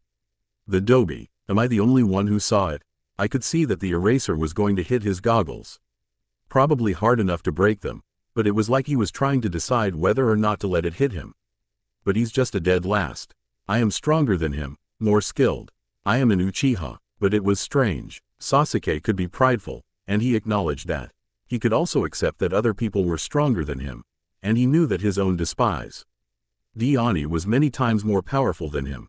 What he couldn't accept was the fact that Naruto could actually be stronger than he looked, more skilled. If it really is like what I saw, why not let it hit his goggles? I know that they're cheaply made and sold at a discount price because they lack a meaningful purpose. Is it the goggles that he's fond of protecting? Or are the goggles hiding something? Suddenly, the Uchiha grinned. That's it, I'll just take the goggles from him. If he tries to protect it, it'll mean I was right. If he doesn't, then I'm just overestimating the dobe. Now, how to kill Itachi. Sasuke walked off, falling back in his pastime of imagining himself torturing his traitorous elder brother. Though unrealistic, it was purely cathartic. Thanks I guess. At least old man Hokage won't force-feed me again. You don't make it easy, Naruto. At least you didn't run away this week. Naruto was exasperated. I attempted to. I would have gotten away if someone hadn't grabbed both my legs. He cast a half-hearted glare at Ayame. He couldn't believe that the mild-mannered girl could or would do something as to tackle his legs to prevent his escape. Well, that's it. No more of that ramen. Datbeo. Good thing I saved the best for last. The miso'll help get the vegetable taste out of my mouth. At least until next Tuesday. Tyuki smirked. I'll just stay home on that day then. Naruto was feeling smug. Do you want the Hokage to send someone after you again? Naruto shivered. The last person the man had sent was no joke. He'd woken up in the middle of the night to see an Anbu in a Neko mask had tied his limbs to the four corners of his bed. The Anbu went on to shove vegetables in his mouth and then pinch his nostrils shut to make sure he ate it, so that he could breathe through his mouth. Not an enlightening experience, or one he wished to have again anytime soon. Or ever, for that matter. No matter how much he'd told the Ichirakus that it was traumatizing, they'd only laughed. Be it in disbelief that it was a joke or merely ridicule. Well, I'll see you later, guys. By the way, I need the 20 bowls of ramen for next week. You know, in those takeout bowls you guys have? Sure, Naruto-kun. When and where? The orphanage again? Ayame asked as she was given a small booklet of 20 sticky notes, all of them with an amateur picture of a whiskered smile. It was a drawing of a wide grin with 3 lines on either side of the grin, akin to aforementioned whiskers. One could say that Naruto drew his own grin as a signature of sorts. No doubt done as a sort of calling card or twisted autograph. Either way, Naruto's ego was leaked into it heavily, and it remained to be seen if it was a good thing or not. Since it's you, Naruto, I'll do top-of-the-line service. It's a priority, Kyuki exclaimed. Naruto-kun, really? This picture? The brown-haired girl asked, dumbfounded. There's nothing wrong with it. Later, guys. And with that, he jumped off the stool and made his way home. So what's the picture of? The elder Ichiraku asked. Ayame chuckled and handed one of the pictures to him. He took it from her and peered at it. Heh heh, that boy is certainly eccentric. Still doesn't explain his attachment to that place, though. Naruto pushed open his door and sighed. Home sweet home. Is it, boy? You know it's in terrible condition. Hell, even those orphans you're trying to treat with the ramen live better than you. Tenten lives better than you. Why don't you go live there? Not only is it a pigsty, you're surrounded by people in this district who all hate you. Maybe we should run away again. It's worked out before. Oh, what, Kyubi? Naruto answered in his mind, taken aback that he was being spoken to by his inner Biju. He was usually quiet. Isn't it your personal rule to only talk when I talk to you? And you know why I don't live at the orphanage. You're the reason. Besides, I'm not about to do something stupid. Do you take me for a fool? No, I take you for an idiot. What's the differ? Wait a minute. Goddamn Kyubi. There was only a demonic-sounding guffaw coming from the recesses of his mind. Naruto sighed. Sometimes, the Kyubi was tolerable, like now. Helpful on rare occasions outside of when Naruto was asking for favors, but otherwise just a pain in the ass. Otherwise tended to be most of the time. Naruto walked into the kitchen and opened his fridge. Easy choice, either water or milk. Sampling the milk, however, the choice dropped to one. He spat out the rancid milk directly into the sink drain in utter disgust. Bleg, I bought this milk 2 days ago. I'm just opening it. Kyubi, he yelled inwardly. What's today's date? Do you know? The 28th. That's the... Naruto reached F. Or his notepad that he always carried around with him and flipped to the part that was filled with names. Alright, shopkeepers, he continued to scroll through it. Found it. Says here that G. Wee's name is Yoshiro Suhin. Wait, this is the 8th time that fucking shopkeeper screwed me over. Is he hoping that diarrhea will kill me? Not very creative or likely, but it would be funny if it were possible, the Kyubi commented. Shitting yourself to death. Hey, trying his best to ignore the chakra monster's statement, the Uzumaki asked it for what it called on a coin flip. Spread a nasty rumor or just a normal prank? Naruto took a Ryo coin and flipped it. Rumor, tails. The coin landed back in Naruto's palm. Hey, you won again. You've picked tails for the past what, 9 times? 9 times? 9 tails? Is that some bizarre coincidence? Bullshit. I think you're manipulating the spin somehow. You've gotta be cheating. The beast was nothing if not mock surprised. The nerve of you, interrupting his line of speech. He felt something foreign pass through the seal. No, a crack. It wasn't actually a good thing. It was actually an eroded seal that he himself had made to help put a block on Naruto's eidetic memory. Things that had happened not worth remembering couldn't be held back anymore.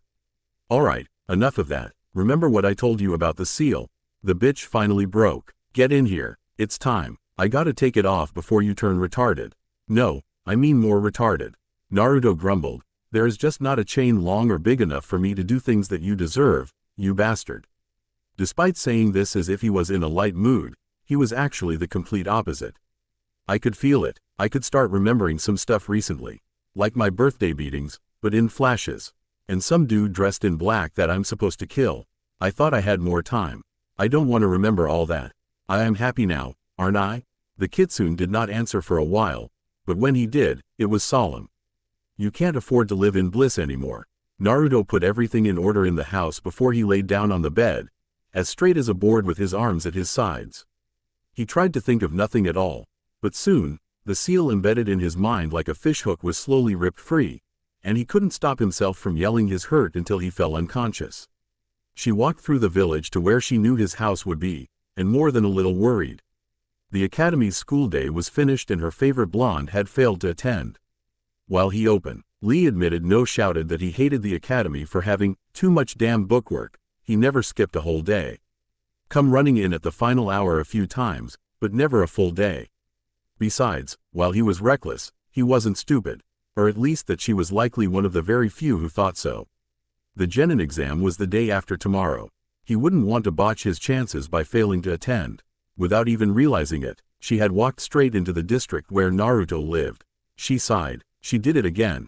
She let herself fall into a state of autopilot.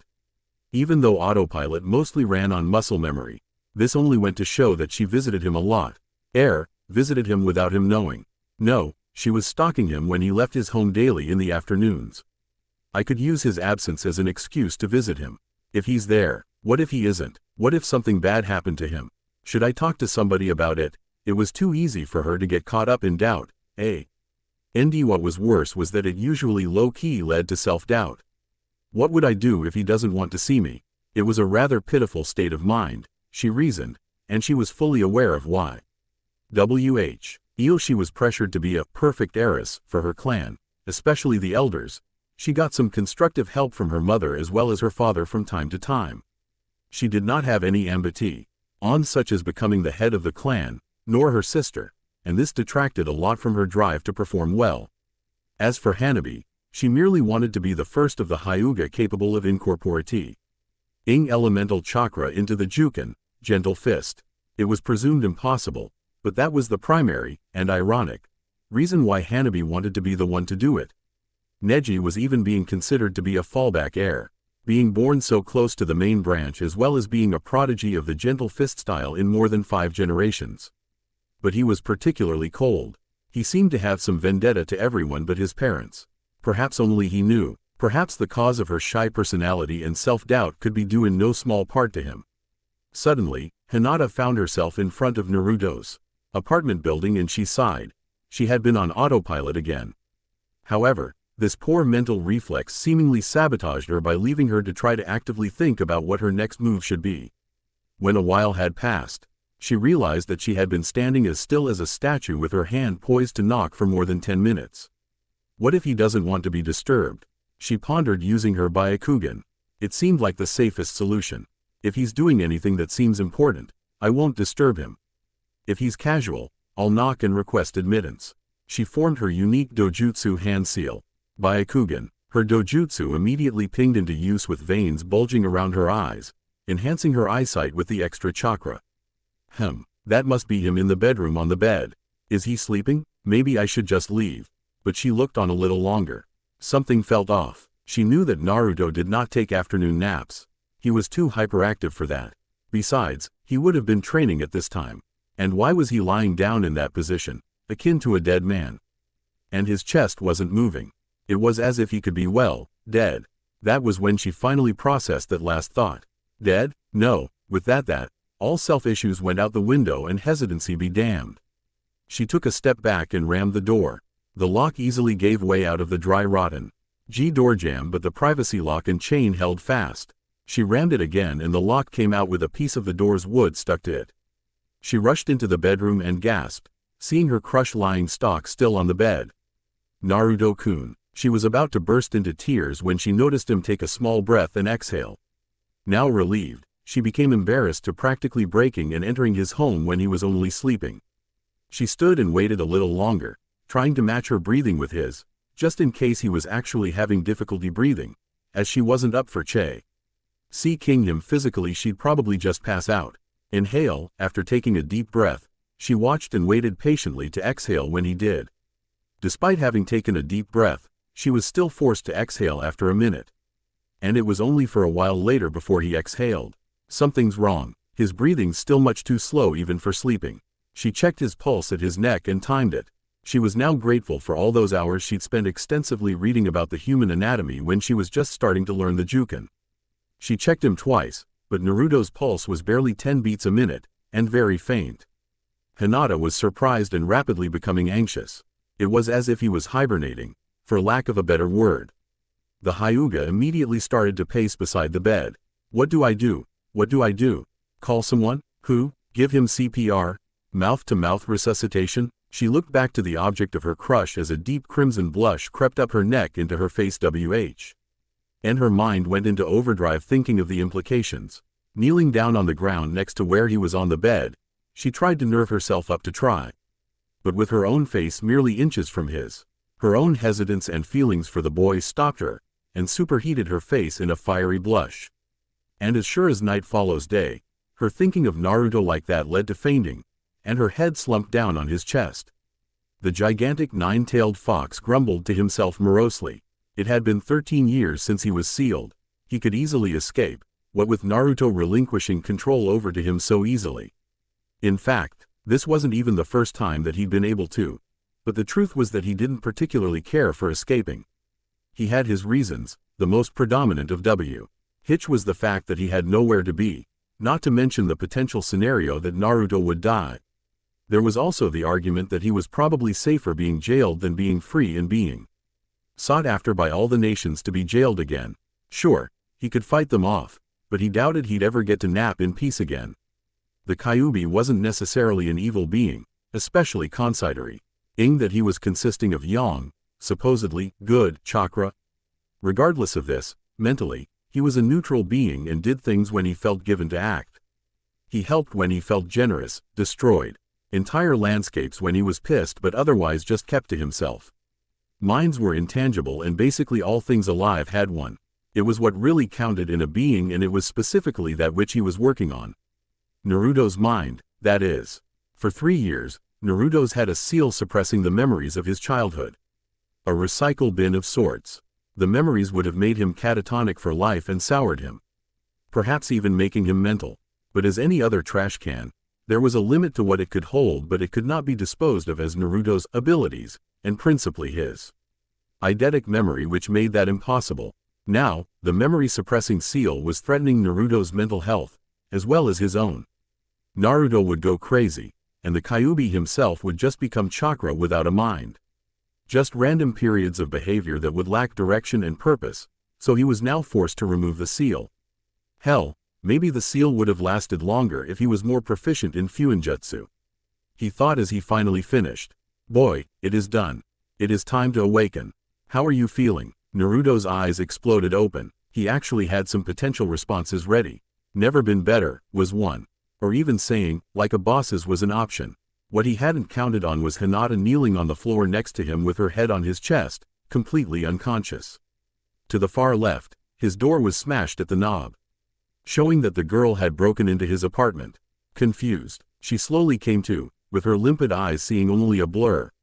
She blinked as her vision became focused, trying to get her bearings.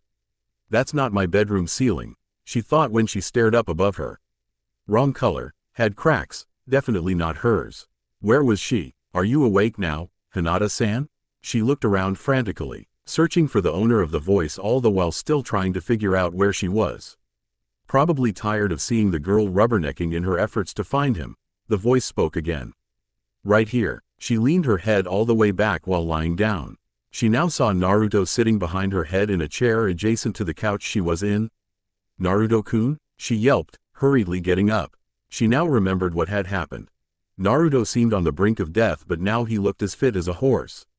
Was Check visiting you. Immediately our fair complexion went for a scarlet one. That's fair. So, what? You knocked, but when I didn't answer, you decided to break it down? He queried, pointing at the damaged door. No, got worried when I saw you on the bed, not moving. I was concerned. Was that before or after you broke down the door? His tone was cold, and so was his expression, making her worry.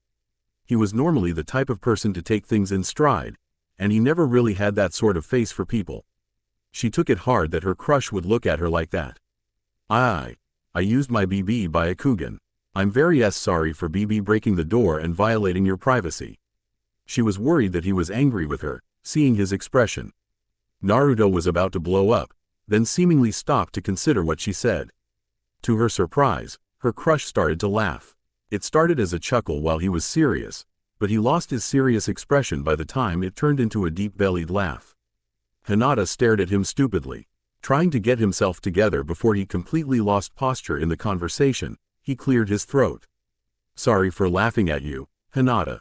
I guess it's alright, since you were justified in your concern for me, even though it kinda makes me question why. The truth is, here he choked and looked away, for someone to be concerned for me or even visit besides old man Hokage or the Ichirakus. Or even if it were them, it means a lot to me. Thanks, Hinata-chan. He was so sincere that it was painful. Meanwhile, Hinata could hug herself in her joy and relief. He used the affectionate with me. He likes me. Outside of her head, however, her facial complexion had flushed so much that one would have thought that she was trying to impersonate a tomato. Fortunately, she soon got it under control before Naruto looked at her again. Clapping his hands, he tried to clear the mood for something more light. Anyway, seeing that you're fine, thanks for coming by.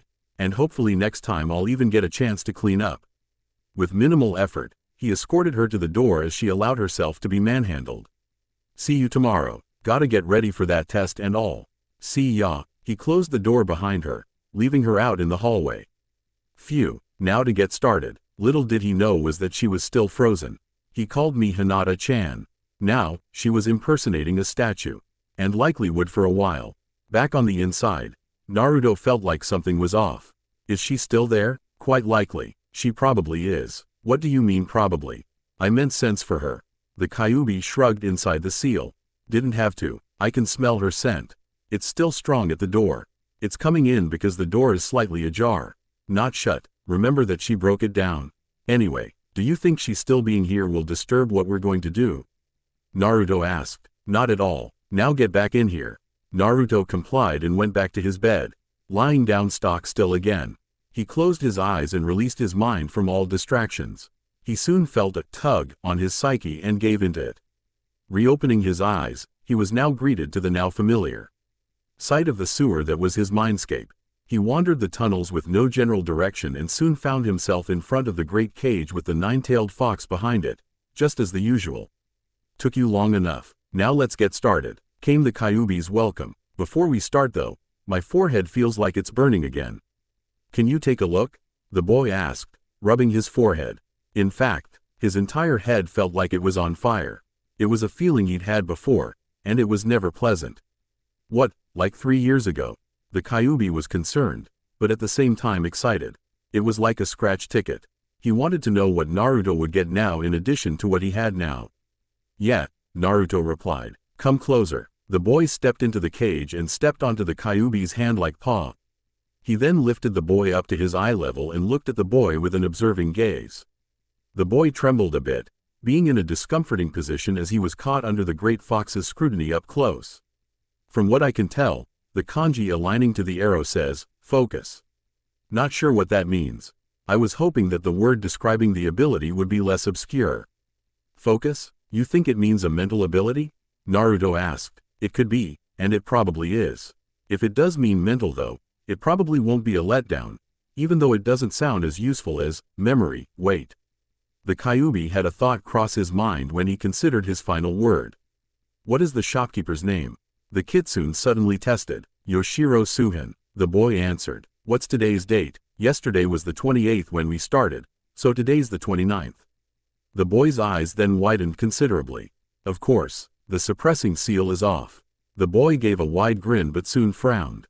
I remember. Forgive and forget is once again impossible in your case, boy. You're now more mature to deal with the memories of getting your ass whipped by the village, anyway. At least you don't need to walk around with that shitty notepad anymore, or having to keep asking me for the damn date. And, understanding, seems to active again. You're not as slow as a snail anymore. I'm still taking offense to all of this, you know. Let it be. Do you remember the school's lectures? Yeah, I can. What I was awake for, at least, the boy jested in good humor. Despite his eidetic memory now active again, he felt better. The monstrous kitsune put down the boy and snorted. Not the time for jokes. The exam's in 2 days, so you must study. The Kyuubi stopped to re-choose his words and laughed. Heh. I mean read the teacher's books tomorrow. You won't forget it at all. But damn, these abilities are strange. There could be more of them waiting to be unlocked. This is an unusual bloodline limit. I have never seen nor heard of it before, and I have lived for centuries upon centuries. It could have been created in you, or it came into existence just a generation or two shy before you. Such simple gifts, yet the potential is virtually unlimited. The Kyuubi scratched his chin, now getting increasingly worried about the bloodline thief that was gunning after his container. You can leave, I'm tired. The Kyuubi yawned and settled down with his head on his hands. Kyuubi, the boy said hesitantly. The kitsune said tiredly, half opening a bloodshot eye.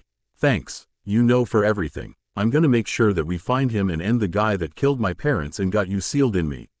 I owe you that much, at the very least. Yeah, sure, you're welcome and all that emotional shit. Now let me rest. With a curt nod, the boy disappeared out of the mindscape, figuratively leaving the Kyuubi by himself. I never could understand that boy. Maybe I need some of his understanding ability. The Kyuubi muttered under his breath. On the outside of the seal, Naruto opened his eyes and waited for them to adjust to his overhead light, although he subconsciously believed that they attuned far more quickly than they usually did. He sighed tiredly with a hint of frustration in it. Yeah, I remember especially when I got memory. Is it a blessing, or a curse? Making his way to the bathroom, he took off his goggles and looked over his still aching forehead in the mirror. There were 3 concentric circles there. 2 small arrows pointing to the east and west passed through the first circle. They had kanji in the circle at the back end of the arrow that said, understanding, and memory, respectively. But there was a new one that the boy beheld. There was an arrow that passed through the first and second circle. The kanji was focus. Sasuke had woken up a bit surly. He had planned find out what the dobi had hidden under his goggles, or what was important about it. But Naruto had failed to attend the academy. Was he avoiding Iruka? No, that's stupid. In the past when he pranked Iruka in the morning, Naruto would come back to class in the afternoon. Why? The genin exam is in 2 days. He has to come today, if not tomorrow. Or he'll fail. Yes, today's the day. I'll find out, one way or another. Even he himself didn't know why he was letting himself thinker obsess over something so trivial, but it did occur to him that it was likely due to the fact that he was bored, and the academy itself was humdrum. He suspected that he was at the top not only because of his prestigious clan, but also because he practiced the most when he was at home and he was the only one who did, save for a few like Shino and Kiba. The latter was probably practicing his clan's taijutsu all the time, which would explain his dismal grades. But the tests were also tied in with practical knowledge, like shuriken throwing angles. That's why Sasuke reasoned that he was at the top. Just by training, he went about his hygienic duties and prepared his breakfast. While eating, he thought of the final exam. Perhaps it wouldn't hurt to go over a book or 2, in the event that he got a couple of irrelevant history lessons. What was he supposed to do? Throw around useless history facts instead of shuriken? How the fuck would that kill his older brother? Regardless, his patience tested, Sasuke read. After finishing up, he left his house to make his way from the Uchiha compound to the academy. Along the way, he was greeted as usual. Ohio, Sasuke-san. Hello, Sasuke-sama. This was the typical greeting from the civilian Uchiha. They could not reproduce the prized Sharingan that was sought after by the village. They disliked him, he presumed. The villagers in GE Narol kept calling him the last loyal Uchiha, as if the civilian ones didn't even exist. His brother had murdered all that were capable of using or reproducing the Sharingan. Those civilians mattered somewhat to Sasuke, at least for now anyway. Until his own Sharingan activated, he was one of them. He would play along with their hidden snide. Ohio, he answered. As soon as his Sharingan activated, his brother was going to be in a whole lot of trouble. 497,498,499,500. He pushed off one last time off his hands into a squat, then rolled backwards over the lateral side of his right arm. In the final moment of the occurrence, he backflipped neatly, landing on the balls of his feet on the very edge of the roof of his apartment building. Perfect, and that's that. Tomorrow's the exam. What are your plans for the day? I'm sure you don't expect to just walk up to the teacher and ask politely for his notes, do you? Actually, that's exactly what I expected to do. The boy's sweat dropped. Anyway, I've been thinking. You think? Didn't I warn you about that? Naruto grumbled heatedly to himself. Once again, the Kyuubi was acting like a pain in the ass. I have understanding, again, okay? Damn, I know I acted like an idiot for the past few years, but it's over now. I guess so. You even entered the mindscape almost as soon as you felt like it. Focus seems mediocre at first, but now I'm thinking of the possibilities. You could even perfect mind over matter. To think, you could be tortured and you would be able to whistle through it all, simply by having your concentration elsewhere. Yeah, true, but I don't intend to get tortured anytime soon. Anyway, I've been thinking about the genin exams. Go on, the Kyuubi was curious. It all boils to 200. At this, the Great Fox was confused. That didn't happen often, and certainly not within the past couple of years. He prompted the boy to explain, and Naruto obliged him. Exam results. Think about it, it all comes to 200. In the exams, they determine team placements by combined scores.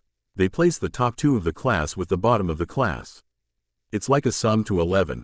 1 plus 10 equals 11. 2 plus 9 equals 11.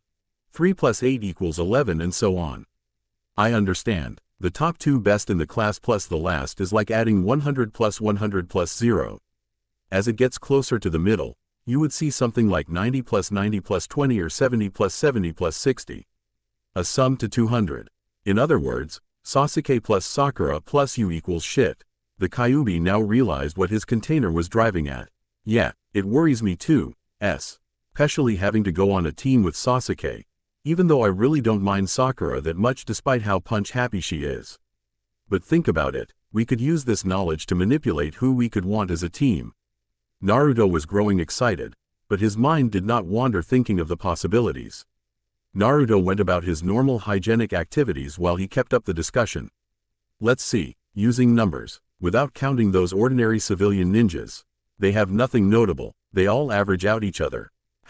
Sasuke, 95. Sakura, 95, Shino, 90, Hinata, 90, Ino, 80, Choji, 80, Shikamaru, maybe 30 or 40, Kiba, 20, me, 10. Naruto snorted while Kyuubi laughed out loud. You had it coming, boy. What with falling asleep in truancy in the mornings and whatnot. You know it wouldn't have made sense anyway. My memory sucked at the time. True, but you could have taken notes. We're straying from the issue. By now, Naruto had donned his new outfit. It's safe to say that the Uchiha and Haruno will be a team. Inuzuka, Aburame and Hyuga will be on another and the last team will be a repeat of Ino Shikacho, being comprised of Yamanaka, Nara and Akamichi. Let's see, the members of Ino Shikacho are out. Besides, one's perpetually lethargic.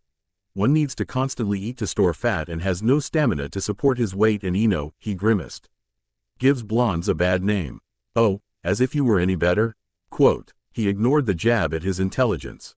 I don't want the stuck-up Uchiha on my team and maybe I guess I don't want Sakura on my team after all. That leaves Kiba, Shino and Hinata. You should definitely go for the Hyuga. She obviously likes you enough to visit you when no one else would. The Kitsune did not mention that the girl was infatuated with him though. He was content to let his container figure it out. He would simply count the days it took him before he realized, starting with today. It still didn't appear likely, and the Kyuubi low-key go. The feeling that Hinata would have to yell it into his face. I guess that part about Hinata makes sense.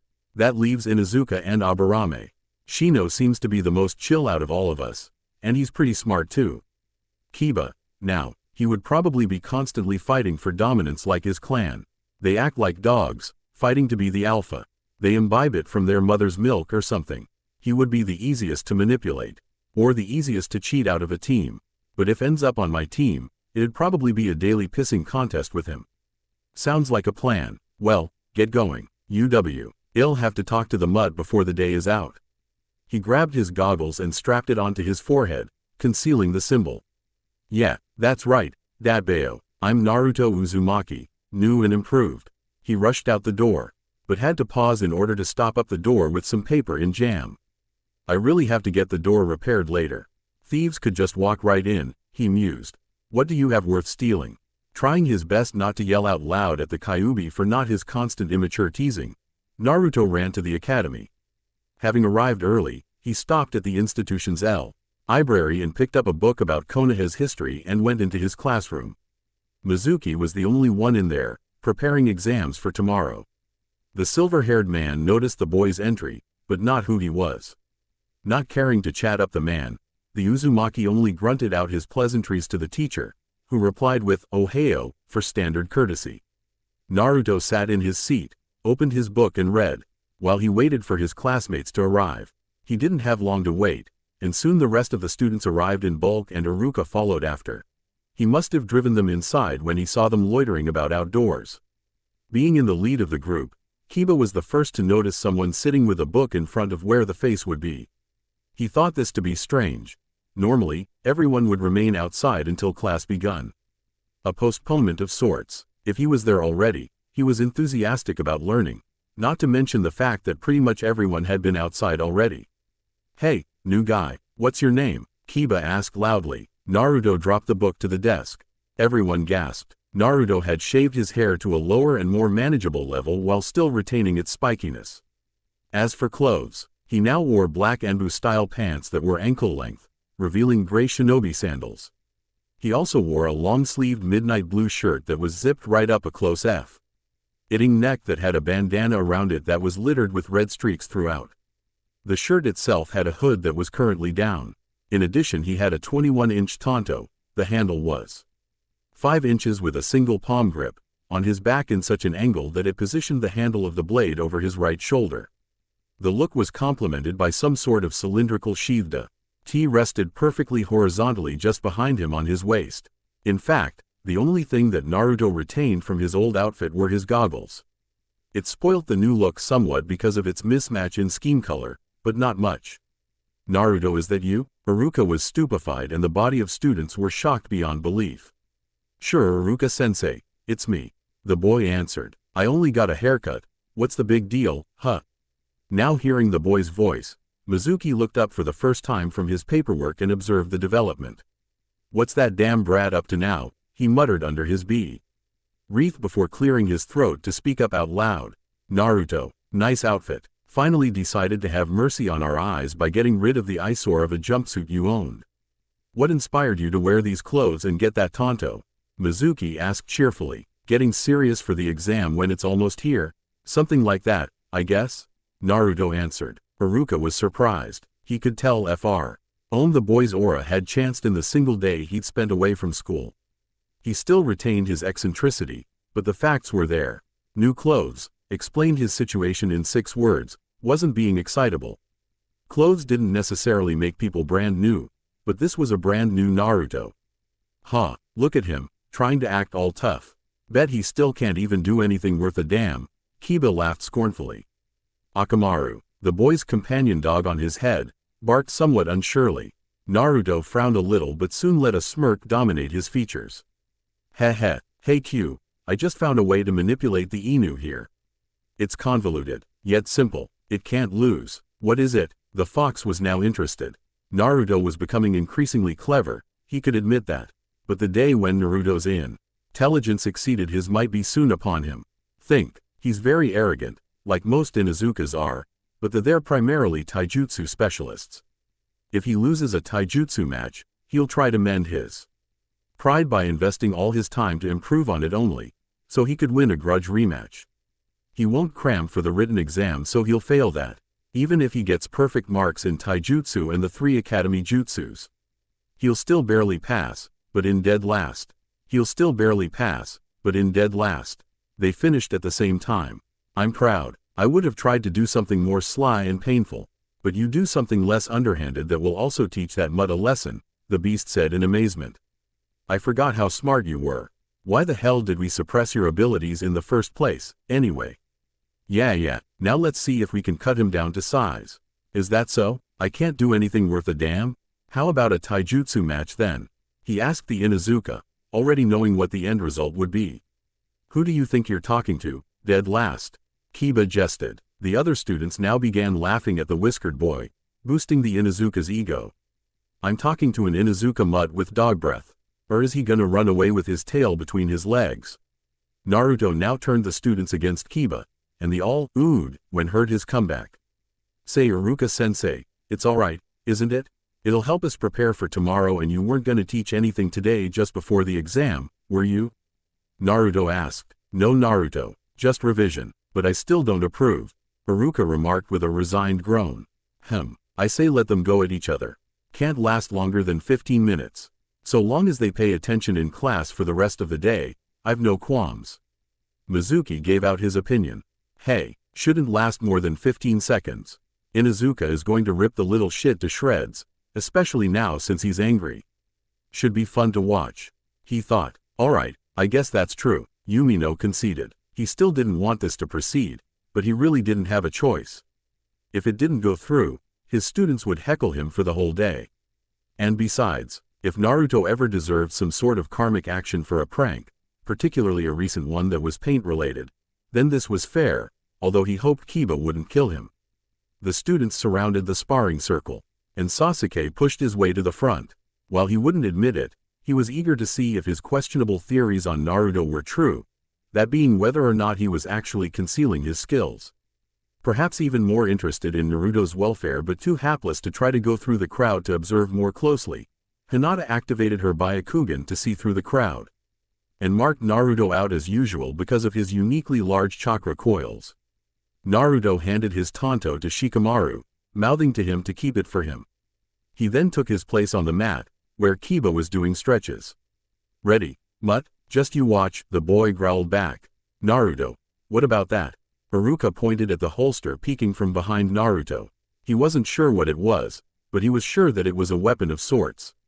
What about it? Taijutsu match, you know, hand to hand. It's in case Akamaru intervenes, Naruto said shortly, and in case Dog Boy gets feral and claws start coming out. Kiba was born with the ability of the claws from his nails. Tools, Naruto retorted. Excuse me? Haruka was confused. They're all tools which assist him, just like how a clan wool D have bloodlines and techniques like the Sharingan, the Byakugan, or Shino with his insects. They're all tools which assist them, as are my weapons, Naruto explained, as if I need Akamaru or my claws to beat the likes of you. The Inuzuka called. Haruka was shocked. Naruto had defended himself eloquently, and since when did he have the moxie to teach? Haruka decided to just give. He'd been doing a lot of that lately. Naruto, seeing Kiba finally settle into his pouncing stance, went into his own. He stood sideways to Kiba, positioning his left foot facing forward towards him with his right foot behind him, pointing to the right. Most of his weight seemed to rest on the left leg. Also, he stood mostly on his toes and his outstep while his arms were loose, hanging a bit limp. The students were all thinking that it was not the academy's stance. Some said it looked weak, some said Naruto made it up, and still others laughed. Honestly, Mizuki was a bit more fascinated in the stance than most, but was far more interested in the coming beatdown. He stepped forward and started the match by swiping down his hand. Hajime. Kiba, deciding to end the match quickly, sprinted at his opponent, though roughly intending to knock Naruto out with only one punch. That'd teach him not to overstep his place. Naruto angled his head to the side and caught the offensive arm and pulled on it, adding his opponent's running momentum and pulled Kiba past him. While he passed him, he stuck his foot in the way, tripping him. Kiba face planted instantly, and all the students laughed at him. He jumped back up onto his feet, seething. He had been careless. Naruto was stoic, and that only served to piss him off more. He threw punch after punch at him, kick after kick, each being countered and him being thoroughly embarrassed with each passing one. As well as growing tired, Akamaru barked concernedly from the sidelines. Finally, he decided to kick Naruto below the belt, aiming for his groin. Naruto, seeing that he wasn't going to give up, decided to go on the offensive. He sidestepped the kick and delivered his own kick to the back of Kiba's leg behind his knee, point driving upwards. Gasping in pain, he abandoned the failed kick. Holding his leg, Naruto didn't give him a chance to recuperate. Kicked away Kiba's pained leg, delivered two quick punches to his side and one to his gut. Kiba tried to yell in pain, but all his air was pushed out of him. With his head about to hang down, Naruto dropped into a crouch and delivered a powerful haymaker to his chin that made his head snap backwards in a hurry, lifting him up off of his feet and making him landing on his back. Suffice to say, Kiba got knocked the fuck out.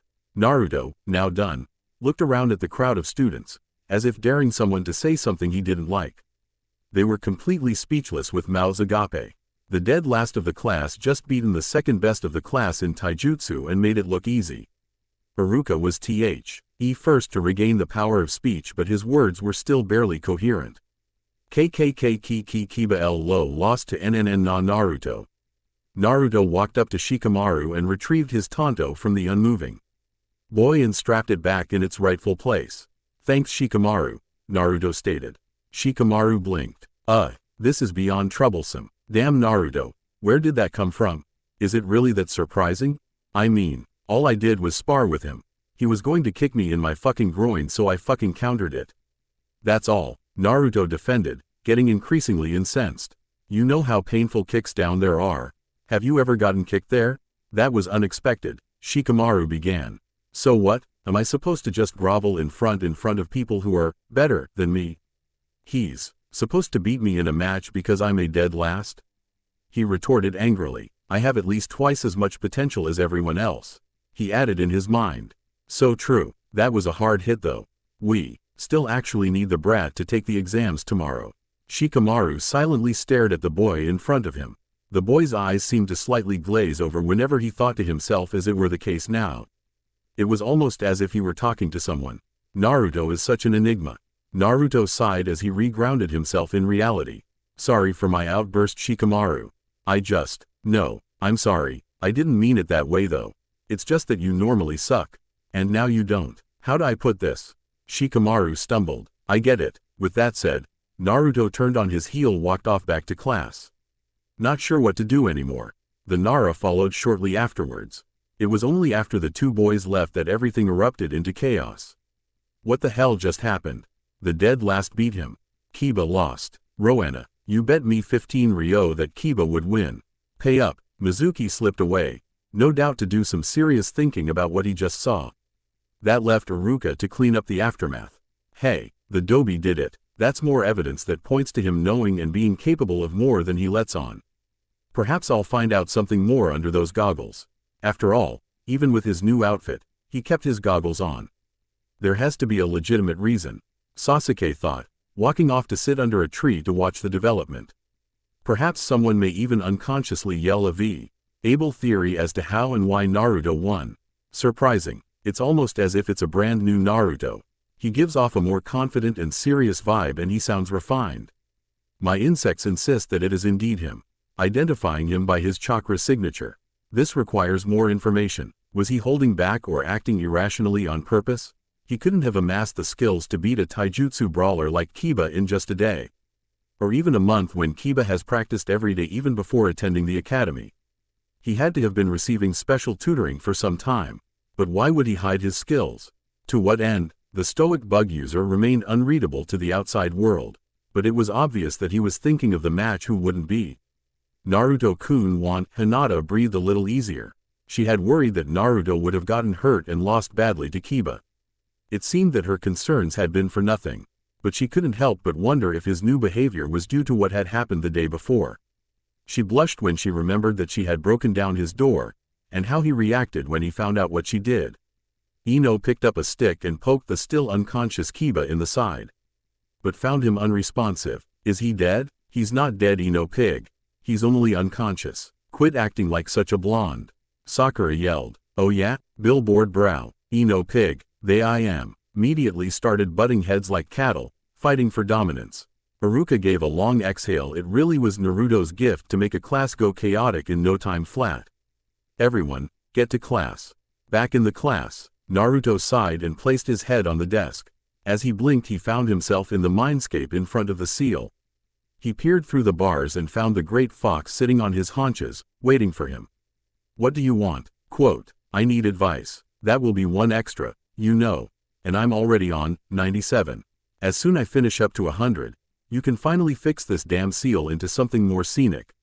97? That many? Memory doesn't lie. But I never knew you counted advice. Advice counts as help. Take it or leave it. Besides, it's been more than 6 fucking years that I've been waiting. Naruto sighed. I'll take it. 98. The Kyuubi nodded. What is it? Am I moving too fast? I mean, I knew I was pushing it by wearing the outfit and all. But I'm revealing some skills I think I should be keeping hidden longer still. And I don't want Ito catching on to the fact that I'm not a dunce anymore. The guy still wants my bloodline. Frankly, those skills you showed weren't overcomplicated. All you did was counter Kiba's attacks. Besides, those were his weaknesses. He didn't realize that he was the only one attacking, not to mention the fact that his attacks were just attacks with muscle. They lacked any real direction or preceding thought. I don't think you have to worry over anyone suspecting what we do or did. And Ito's probably far away from here. So, is that it? Yeah, I just don't want to be suspected or put under surveillance. I don't want my name slandered or my privacy invaded. Like what the Hyuga did yesterday. The nine-tailed fox gave a toothy smirk. That's different. She did that out of concern. The boy defended. Feeling something foreign happening on the outside of his body, Naruto left the mindscape. Look, the guy's asleep, a civilian student exclaimed. I'm not surprised. They agreed for 15 minutes, but they were fighting it out for half an hour. His friend replied, Hey, I'm grateful. That's a half hour I don't have to listen to Iruka-sensei's lecture. I don't look at it that way. I look at it as a half hour of sleep lost. The boys laughed but were rudely pushed out of the way by a certain Uchiha. Out of my way. Quote, Hey, watch it. Geez, what a prick. The raven-haired youth ignored the boys whom he had affronted. He looked to the Uzumaki who seemed asleep. Perfect. This was likely an opportune time to remove those damned goggles. His curiosity had reached its peak when he replayed the fight in his mind and realized that whenever Naruto would be harmed in the face, he took more precautions to protect it than even his weakest vital areas. What aspiring ninja would do that? Shouldn't your vitals be the most guarded? He reached up to the sleeping boy and lifted his head with one hand. Unresponsive. Must be a heavy sleeper. How pathetic. Sasuke-kun, what are you doing? Ino asked. The Uchiha did not answer as he grasped the boy's goggles with his free hand and started to pull it off. Naruto's eyes opened all of a sudden and grabbed Sasuke's offending hand. What do you think you're doing, Uchiha? He bit out, already more than just a bit upset. I'm taking your goggles off. What does it look like I'm doing? The boy replied arrogantly. They're mine, so shove off. Naruto stood up and gave him a slight push away from himself. Try that again and I'll break your arm. He could still be an idiot. I could just ask him. Sasuke thought. Can I look them over? He asked. No, sentimental value. The Uchiha said something he never thought he'd say. Please? He strained. Sorry. No. Naruto was shocked to hear the Uchiha showing courtesy. Perhaps there was hope for him after all. Naruto baka. Just give Sasuke-kun the stupid goggles. Saku. Ra yelled at the blonde-haired boy and attempted to punch him in the head. He perceived the attack and in the time it took to connect, he debated on whether or not to let her him. After hesitating, he allowed her to. And it struck in the same spot where she always battered him in the past. Regardless, he didn't flinch, and his head didn't budge. She was surprised at the circumstance that he didn't cry out or keel like he usually did. And only stared at her with a countenance of mixed emotions, that being disappointment, anger and, strangely, relief. It hurts, you know, he said quietly. But why? Oh, you don't know anything about me other than my name. But you're always hitting me. I liked you, Sakura. Liked, he repeated, adding emphasis to his usage of past tense. And even if you're not sorry, I am. We were shallow, and both fools. His strange expression soon twisted into a glare, and Sakura, who was still trying to process his message, winced and backed away when she saw it. I'm not anymore, and I hope you change too. Until then, never touch me again. Still not fully able to sort out what he meant, she still managed to understand the threat and retreated from him quickly. Things were quiet for the rest of the day. Quiet and inexplicable. What should we work on, Kyuubi? The exam's tomorrow. The best thing would be to study. I have that in the bag. All I have to do is to answer a few questions. I even read over everything from Hinata's notes. She's really nice. She stutters a lot around me though, but not as much around everyone else. I wonder why that is. The nine-tailed fox took a deep breath as he tried to get over the fact that his container was still far too oblivious to some things for his own good. It's just the first day. But if every day is going to be like this, I'm going to regret not telling him today. I don't have a clue, he answered. So studying is out. Taijutsu is doing alright. That leaves Bukijutsu and Ninjutsu. My Bukijutsu needs work. I'll work on that. I'm not sure if I can throw a kunai properly, even though I remember.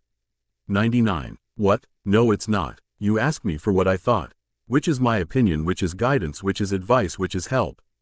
Therefore, it's now at 99. Naruto growled in frustration. Fine, I didn't know I was that helpless. He grabbed up his shuriken and kunai holsters before looking over the abandoned training ground he was in. Spying a training post, he approached it and set it upright and checked it. Seems to be in good condition, he muttered to himself. He backpedaled away what he guessed was 30 yards away from it and towed a line in the dirt. I've never made it accurately from this distance. I usually miss by a couple of inches at least, and that was before you put the seal on me. He remarked out loud to the Kyuubi as much as did to himself.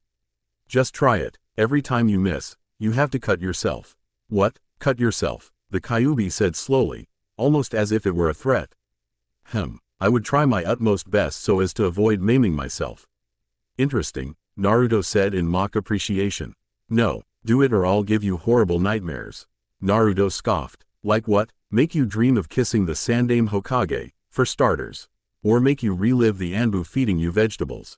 What the fuck? You're sick, get to it. It was extremely difficult, if not nigh impossible, to affect his dreams. But his container didn't need to know that motivation was needed. Naruto hurriedly got out his weapons, 3 kunai and 7 shuriken. The boy stared at the bull's-eye intently. Alright, just don't miss. He threw the first kunai. He watched it sail through the air to the target, and hit dead center. That's pretty damn good. Do that another 10 times, then I may be impressed. You'll also get to keep your flesh in one piece, too. Naruto gulped. His physical health, or mental one, was on the line.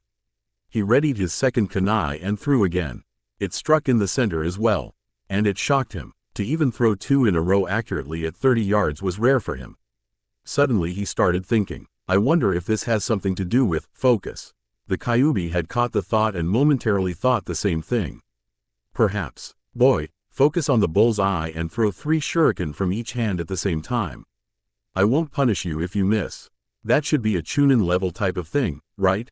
What? I can't do that. My aim is atrocious already. Do it, or I'll change my mind about the punishment. The lad readied his shuriken. He focused on the bull's eye only just like before, exhaled and then threw the shuriken, with his hand following through with the throw.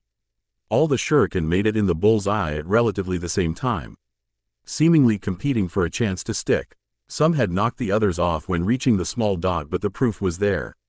All the shuriken had made it to the tiny bull's eye. Do it again at 50 yards. The boy retrieved all of his weapons at the bull's eye and repeated his success at 50 yards. Then 100. The yard number continued to grow until his aim missed, pping below the bull's eye, due to lack of arm strength. There was no mistake. With focus, his mental acuity as well as his aim had improved 1,000-fold overnight. He couldn't miss, unless he lacked the strength to throw. Focus. Mediocre? Yeah right. He couldn't believe that he'd been disappointed before when he'd first gotten this aspect to his Kekkei Genkei. Yata, I'm gonna rip shit up tomorrow. Watch out Shinobi World. Badass Ninja number 1 is coming. The boy jumped up and down with a shit-eating grin on his face. Now for ninjutsu. Let's see. Henge, Kawarimi and Bunshin shit. The boy's happy demeanor dropped. Oh no, what is it? The Kyuubi was starting to wonder if the boy was bipolar, given how quickly he changed his mood. Bunshin, what about it? Speak boy, I don't have the chakra control for it. The Kyuubi now understood. Chakra control for the clone is impossible for you. You will never have the control to even make 10, let alone 3. I suppose that I'm to blame for that. The boy's control wasn't horrible per se. His control at the moment was excellent for an aspiring genin. He had seen Chunin at their barracks walking up trees and walkie on water with just chakra and had practiced it for 18 months now. But in order to even have enough control over his Biju enhanced reserves he would need at least 4 times the control he had now. He didn't know any more chakra control exercises at the moment and neither did the 9 tails. In other words, unless he could get a next to impossible amount of control within the next 18 hours, he was screwed. The Bunshin is practically an image. Almost like a genjutsu. That's impossible for me. The Kyuubi nodded from inside the seal. For you to even make 10 Bunshin is like pouring water from a 5-gallon bucket through a straw. It's just not going to work unless you can convince them to let you create at least 40 Bunshins instead of 3. Or perhaps plead your case to the Sandaime. What if I used Yuki Bunshins instead? Naruto asked. No use. It wouldn't look like you anyway. Just a feral, man, version of me. Even if a henge was used on the Bunshin, they would detect it and fail you. Even the process of making a clone with Yuki would alert the whole village that my power was being released and used. The village's Anbu would have you under chains and locks in less than a minute. No chance. Fuck, Naruto swore loudly. Everything is stacked against me. Do you know any other cloning techniques? Do I look like I would busy myself learning Bunshin techniques of you ninja? Kyuubi spat. Guess that's a no. I'll have to talk to Gigi then. The boy got his throwing weapons together and replaced them back into the holster and made his leave. As he ran to the Hokage tower to see his surrogate grandfather, he wondered if he would be able to help him with his unfortunate situation. The Sandaime Hokage stamped another document with his seal of approval. Damn it all, I'm getting too old for this shit. One of these days, I'm gonna burn it down for all the good this paperwork is. Introducing a break in his thoughts, the door opened a bit and his secretary poked her head inside. Hello Hokage-sama, I have brought more documents that was sent here seeking approval. Great, it seems that's all my secretary is good for. To bring more paperwork. Just when I thought I was almost done, his secretary finished pushing the door open with her rear and turned around, revealing a double armful of folders of paperwork. She placed them on his desk and made her remark. Also, Hokage-sama, Uzumaki is also here to see you. Uzumaki, you can send him in. Right away, Hokage-sama. She made her way outside and told the boy outside to go in. Soon enough he did. Hi-ya Gigi, the boy said boisterously, I need a favor. The Hokage stared at the individual in front of him, trying to figure out if he was getting cataracts or if he was really seeing the Uzumaki. Gigi? Hiruzen cleared his throat. Yes, hello Naruto-kun. I must say, your new look is a vast improvement. Congratulations. What inspired the change? The boy faltered a little before composing himself. I just decided that I was unprepared for the ninja world before. And you are now? Hiruzen asked curiously. He tried to think of a safe response. Well, I guess I'm less unprepared. So what is it that you need? Naruto-kun? Hiruzen asked, puffing on his pipe. Normally, Naruto would come to get his allowance from him, or hide from Anbu he pranked. The latter wouldn't work anyway. But he had to concede the truth. If Naruto used his allowance to buy his new gear, it was money well spent. It's about the exams tomorrow. What about them? I can't do the Bunshin no Jutsu, Gigi. How so? Are they not battle viable, or that you can't make number necessary? He knew the actual problem. He was actually testing Naruto's knowledge of his handicap. I don't have the necessary chakra control to make only a few. I have to make dozens. If I don't, the jutsu will be far from sufficiently successful, Naruto explained. Basically, those academy teachers want something that I can't give. Sarutobi studied the whiskered boy in front of him. His vocabulary has improved, as well as his knowledge of his drawbacks. He's also more settled and refined, somewhat. He's matured, but when? Is it due to his childhood abuse that sped it up? But I saw him last week and he was still behaving like a cheeky brat. Something happened between now and then. Perhaps the stress of the genin exams had caused it. But he's normally too headstrong to ask for help. I wonder. I'm sorry Naruto. There are no known control exercises that could help, at least, none that can work overnight. Not to mention that there's a reason why Junin don't perform that particular jutsu. I acknowledge that it's very difficult on their high chakra reserves, as well as being next to useless in battle, being only illusions that cast no shadow of their own. Then why are we learning it? Naruto asked, frustrated. It's because it's a genin level technique. They are considered that because if you can perform them at that level then you are not considered worthy of being a ninja. However, after enough progress, genin will pick up higher level clones from their Junin instructors like elemental bunshins. By the time you reach Junin, you pick up the shadow clone jutsu. Those have a lot of potential. But it is a forbidden jutsu, severely taxing on chakra reserves. The jutsu splits up your chakra evenly among the clones. So the more you create the more dangerous it is, as if you create 10 or a dozen, your reserves will be reduced to a 10th or a 12th of its original capacity. A true double-edged sword, not to mention the mental issues from received memories when they disperse. Are you still following? Yeah, I'm still following. Were you expecting me to fall asleep or something? Yes, I did. If what you're saying is true, then why not teach me a higher Bunshin technique? Naruto pleaded. Since I have more chakra, I should learn a more advanced clone jutsu. That's common sense. I'm sorry, Naruto-kun. If I help you directly with your training, it would be frowned upon because of my position giving you something of an advantage, Sarutobi explained. How about, indirectly, then? Naruto whispered in a scandalous-sounding tone. No, Naruto, my position was built on trust. I cannot disgrace it by dealings done under the table. Naruto was disappointed. What? Isn't that what being a ninja is all about? Gotta pull a little sneaky from time to time, am I right? Seeing the man's frown made the boy deflate. What if you find some way for me to make more than the ruled 3? Can't that work? I don't predict much good coming from that, Naruto. It would show me making a special case for you. Another example of favoritism. I cannot do anything within my power to help. Perhaps you could ask them tomorrow. The only other solution points to that of you requesting a Junin or Chunin's help to teach you a new Bunshin technique. I recommend Curry favoring one right now. Now it was Naruto's face to show how upset he was, despite trying his best to hide it. He knew that the Hokage wanted what was best for him, even though this was probably one of the worst things he'd ever done to him, that is, not helping him in the way he should have. I guess so. Thanks, Gigi. You're welcome, Naruto-kun. Naruto made his exit and shut the door behind him. Sarutobi released a huge sigh. The aged Sandaime returned to his paperwork, yet unable to think of anything else than seeing the boy's disappointed and accusing expression. Accusing him of sabotage and neglect. Most likely guilty. He was especially guilty of not trying more. Well, at least you tried.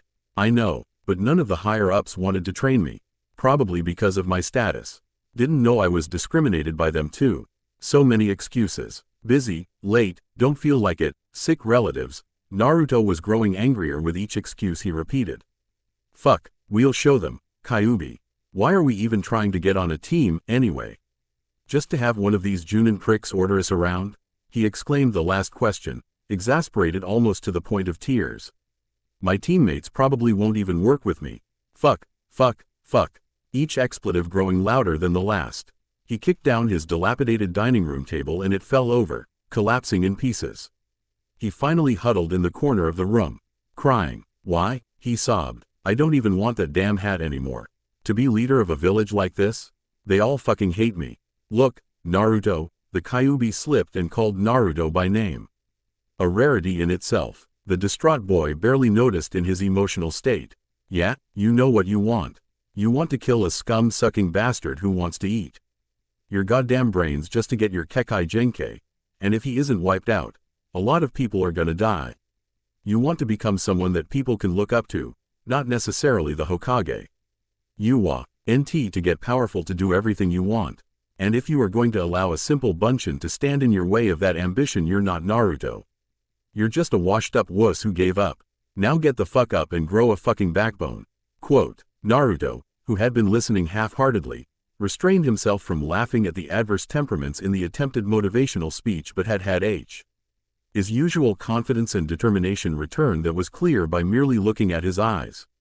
That's right, he knew why he lived. If for nothing else, he wanted to avenge the death of his parents. That as his drive, and he wasn't going to have some ignorant civilians and biased ninjas stand in his way of that. If anything, they were the ones that pumped him full of the hate that made him want to take it out on his parents' killers. Thanks, Kyuubi, I needed that. Kurama, excuse me? That's my name, boy. My name is Kurama. I'm getting so damn sick of you calling my title as a name. Hey, good night, Kurama. Good night, Naruto. Next, Uchiha Sasuke, the instructor announced. Said boy frowned and stood.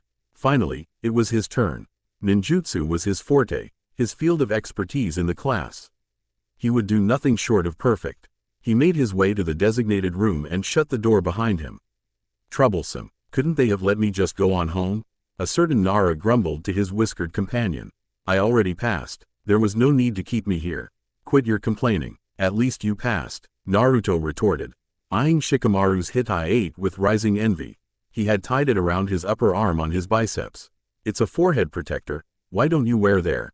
I'm not complaining. I'm merely saying how displeased I am. And it doesn't matter where you wear it, as long as you have it in noticeable view. It's not against the rules. And what do you mean? At least I passed. Practically everyone passed. Only you and Ino are left. Troublesome. I'm saying that because there is a high chance I won't. You seemed confident doing the written exam, which is unusual for you, I might add.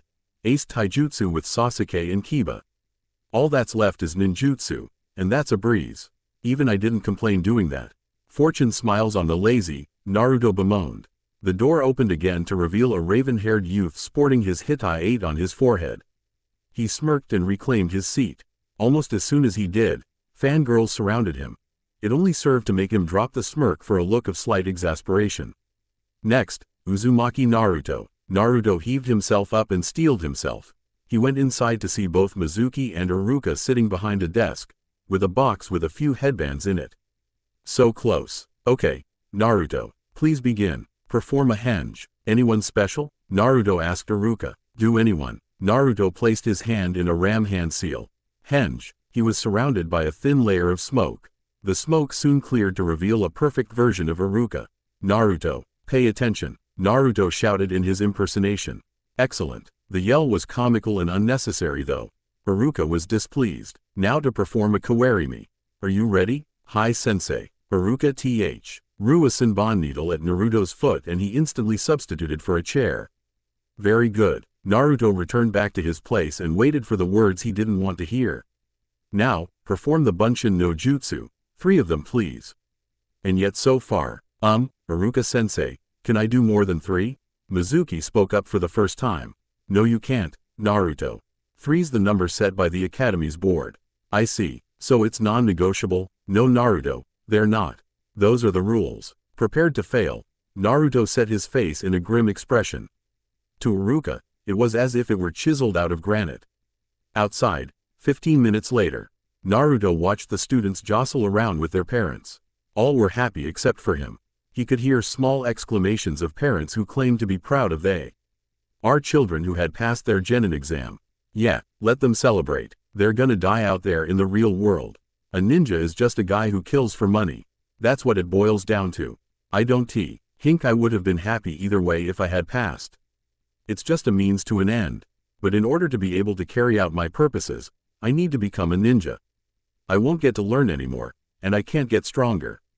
True. Hey, the Dobi didn't pass. What an idiot, Kiba shouted. He still kicked your ass yesterday, Kiba. I'm out 15 Ryo because you lost. Shut up, Roanna. I underestimated him. Naruto ignored him. If Kiba was trying to get a rise out of him, he was going to be disappointed. He wasn't going to start up any shenanigans, but if Kiba wanted to, he was going to put a stop to it. Hey dead last, can't make a simple bunshin? You're such an idiot, Kiba taunted. No answer. Don't you hear me talking to you, dumbass? Still no answer. Kiba stomped up to Naruto and grabbed Naruto's shoulder. The Uzumaki took a deliberate deep breath in an effort to calm himself and failed. He'd had a very trying day. Take your hand off of my shoulder, Kiba. Naruto growled. He knew that. It wasn't really Kiba's fault why he was acting like this. He was probably only feeling hyped up because he passed the exam and Naruto didn't, and he took it as a sign that he was actually better to end Naruto at taijutsu and was aching for a rematch without any consideration for the means. Oh yeah? What are you going to do about it, dead last? Naruto grabbed the handle in his short holster. He as about to pull out the yet-to-be-discovered weapon out of it when he heard Mizuki's voice. Oi, Naruto, I want to have a word with you, he yelled, walking up to said boy. Inuzuka, go on home. ICA, and still renounce your ninja status, you know. It's still early, huh? The boy asked to clarify. He means it's not too late to take back your headband from you, mongrel, Naruto scoffed. What was that? Kiba yelled. Enough, Mizuki ordered. Kiba, leave. Kiba grudgingly let Naruto's shoulder go and left with his friends. He glanced back at Naruto with hate in his eyes as if to say, this isn't over. Naruto had a bored look in his eyes that spoke volumes of indifference. He turned his attention back to his teacher. What is it, Mizuki-sensei? Mizuki grinned. There's a way to still become a genin. A secondary exam, if you want to call it that. Naruto landed on the branch neatly and leapt off to another in a ninja dash through the trees. He was doing rather well, he supposed. The better his time, the more time he had to read over the scroll. The Kyuubi caught the thought. You, of course, know that this is a trap. I know, but I'm sure you know why I went through with this. Hi, if you get caught, just blame it on the teacher and childish ignorance.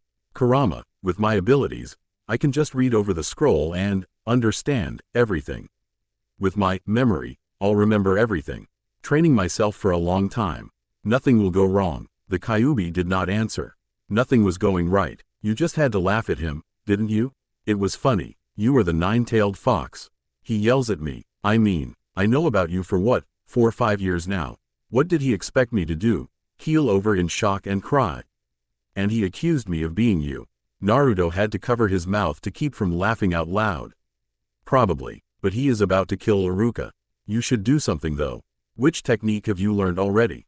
I learned the shadow clone jutsu, elemental clones and exploding clones. Wait a minute. Naruto grew a huge grin that threatened to split his face in two.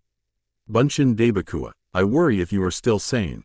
Shut up Mizuki Tem, he's not like that, Yumino yelled, panting for breath. I'm gonna put you out of your misery, Iruka.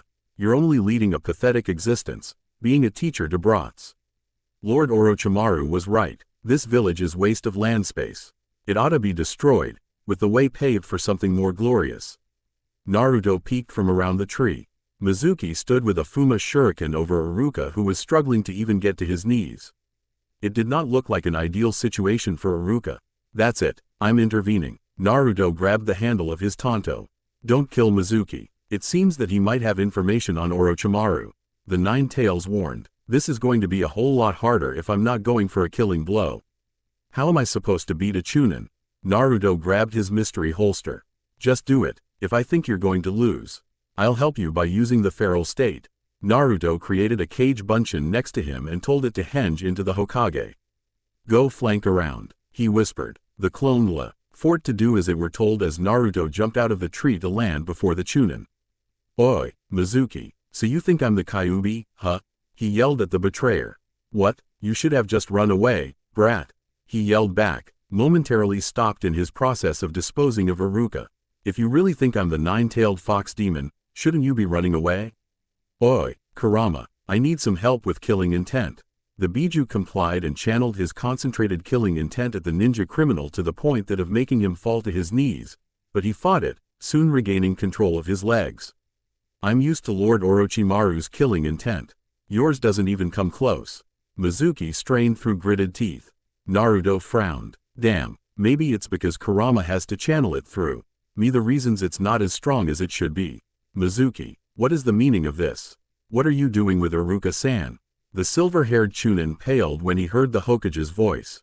He turned around slowly to see Hiruzen, frowning like a thundercloud. After looking closer, Mizuki did a bit of a double take and grinned.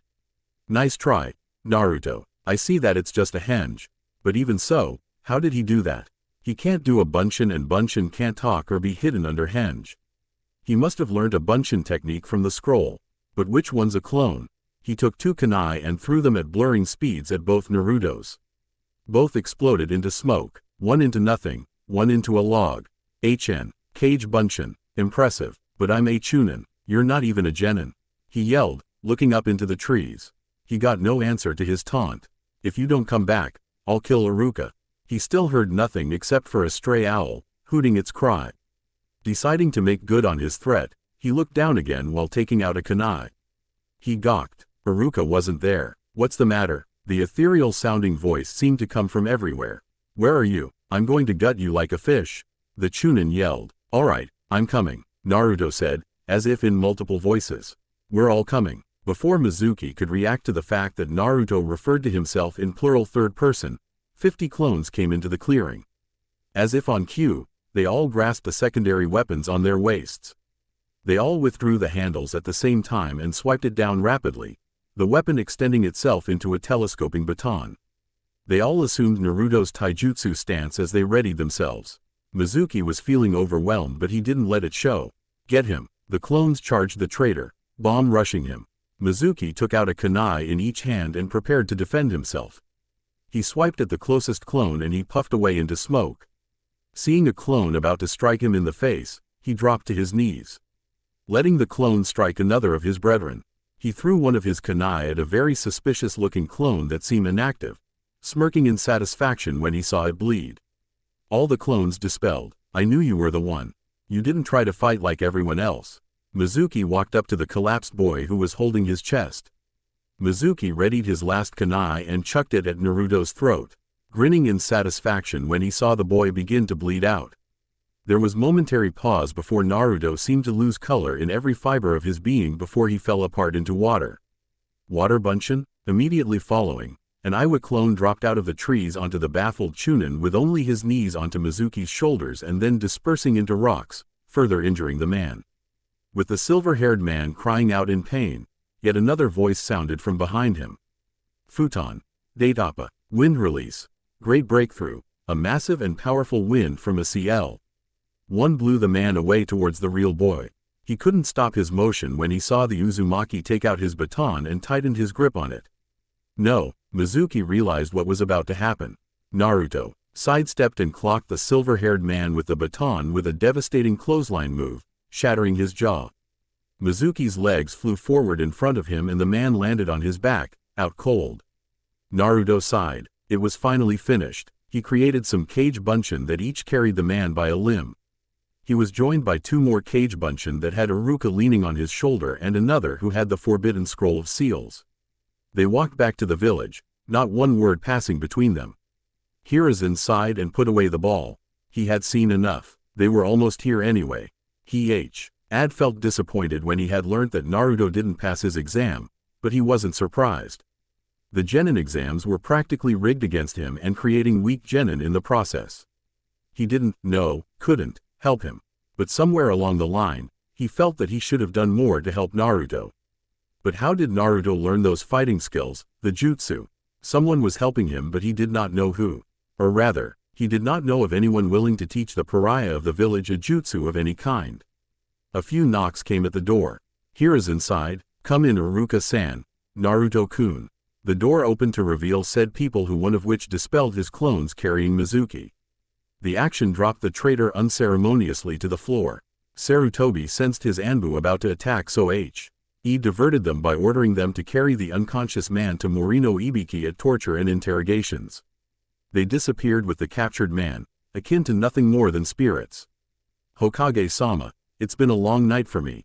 I would like to return home, or go to a hospital, and I may have injured something. The Chunin requested. Very well, Iruka, you may go. The Chunin was about to go when he hesitated. Naruto? The boy turned around to look at him. Hi? Yumino took off his headband and walked up to Naruto and dropped it into his hands. Arigato, Naruto, for saving me. I'll see you come Monday. Naruto understood but feigned ignorance. Monday? He asked. Hi, congratulations Naruto. You're now a ninja, Iruka said with a smile. Naruto didn't mirror the countenance. Come on, Naruto, smile a little. Why don't you put it on? Put it on your forehead, let's see how it looks. Sarutobi asked. I would rather not. I have an embarrassing scar there, Naruto said. Iruka thought back. To the day before concerning the goggles fiasco. I see. Okay, he affirmed to him, not wanting to affront or offend the Uzumaki. When you're at home, then. Sarutobi, on the other hand, wasn't convinced. For as long as he knew Naruto, he didn't scar easily, especially with his condition, that of being a Jinchuriki. Nothing short of a branding would scar him. Naruto, you're among friends. Please try it on. Aren't you excited? You're a step closer to being Hokage. I would rather not, Hokage-sama. Naruto glared. Hiruzen was surprised. He had expected Naruto to be bouncing off the walls. But he was practically behaving like a branch Hyuga, firm, glaring, hiding his forehead and all that. However, he didn't press the issue. That's fine Naruto, I will respect your privacy. Naruto nodded. May I leave as well? It's been ups and downs all day today, and I'm exhausted. Sarutobi frowned. There's that attitude again. That would serve everyone well, Naruto. You may come in tomorrow at 10 am to report what happened. Naruto gave a slow nod. Alright, Hokage-sama. Tomorrow. Naruto left and shut the door behind him. As he left, Kurama shrugged inside the seal. So you're a ninja now, huh? I thought you would be doing cartwheels right now. Not now, Kurama. I just want to sleep. And so he did, without even realizing he was being watched. Like a shadow, Ito followed him for a bit longer, before disappearing like the non-existent ghost he tended to be. Hiruzen Sarutobi sighed. He had completed hearing the story from both Naruto and Iruka's point of view an hour ago in Kansi. Daring how he had been watching the whole development using his crystal ball technique, he knew that they did not omit any details. Because of that damned defector Mizuki, Naruto is now fully aware of his Jinchuriki status. The Hokage cursed internally. Some choice swears that he hadn't used in years. He hadn't wanted Naruto to know about his inner demon, but now that he thought about it, regard L.S. if whether or not he should have been told by Hiruzen himself from an earlier age, it hadn't been fair to assume that Naruto would never have found out about it eventually. However, one thing earned him greatly: the boy had taken it so well. Something like that should have fazed him, despite acquiring some sense of maturity like he had seemed to have gotten overnight. Instead, Naruto had laughed. But I'm sure that no one's told him. But if they did, someone's head is going to roll. Everyone in the village knew the penalty for speaking about something that is forbidden under S-rank secrecy. That was one issue. The next one, albeit less serious, was still enigmatic. Naruto, an aspiring genin, had beaten a chunin like Mizuki. The man had years of experience over Naruto with smarts and weight class. Yet Naruto had tricked him, fought him and used jutsus with a fairly high degree of proficiency, and that didn't even include the fact that Naruto was now well versed in taijutsu. Then, there was how quickly he learnt the shadow clone jutsu as well as the elemental clone variants. To even learn the shadow clone jutsu in a few hours is stupendous for anyone short of a genius and a jonin. Much less elemental bunshins as well. As it stands now, Naruto is the strongest in his class, at least twice as strong as the so-called prodigy Uchiha Sasuke. If he gets placed on that team, the team will be the strongest and imbalanced. But which team? I'll need to discuss it with the Jonin senseis tomorrow. They already know about the incident. Sarutobi rested his chin on his hands, suddenly feeling wistful. To think Naruto has grown the most and is the strongest of his generation without our assistance, as much as it shames me to say it, is unsettling. The aged Hokage puffed on his pipe twice and returned to his work. While doing so, he discovered a note between two reports that warranted his attention. I shall return to check up on the dealings of the changes I have instated. I will also need to speak to Hyuga Hiyashi while in your presence. I hope I receive a better reception than what I received all those years ago. I shall be there at 9 p.m. tonight. The man grimaced. Oh, it's the man who saved Hinata and wanted favors from us. It's going to be a long night. A boy was currently sitting in a lotus position with his hands in a ram seal. He wasn't trying to perform a jutsu, or concentrating his chakra to use. He found that doing this as a form of meditational exercise helped him to relax and collect his thoughts, and sift through his memories. However, one kept disturbing him, that being of how he'd gotten killed last night by Mizuki. Naruto opened his eyes and raised an eyebrow. Where did he get that visualized thought? It's as if he remembered dying, when he obviously didn't. He visualized it again, and got stuck trying to figure out why. Deciding to experiment, he created 2 cage bunshins, shadow clones. He whispered to one of them to dispose of the other when they were out of sight, careful to not let the other catch on that he was about to get murdered. All right, you two, he said aloud, go into the forest. They complied and went into the dense gathering of trees. 2 minutes later, Naruto felt an influx of information, already embedding itself in his memory, never to be forgotten. Then he heard the clone he had ordered to kill the other return back to him with a smirk on his face. I got it done, boss. You gonna let me on why I had to off the other guy? Naruto smiled in response, fully realizing what had happened. Sure do, so you gonna tell me? Kid, you alright? You do know you're talking to yourself, right? People will think you're crazy, the fox said, speaking for the first time since the day's beginning. Huh? The clone asked. I can hear Kurama. I'm not crazy. He is, the clone said, pointing at the original Naruto. Naruto did a double take.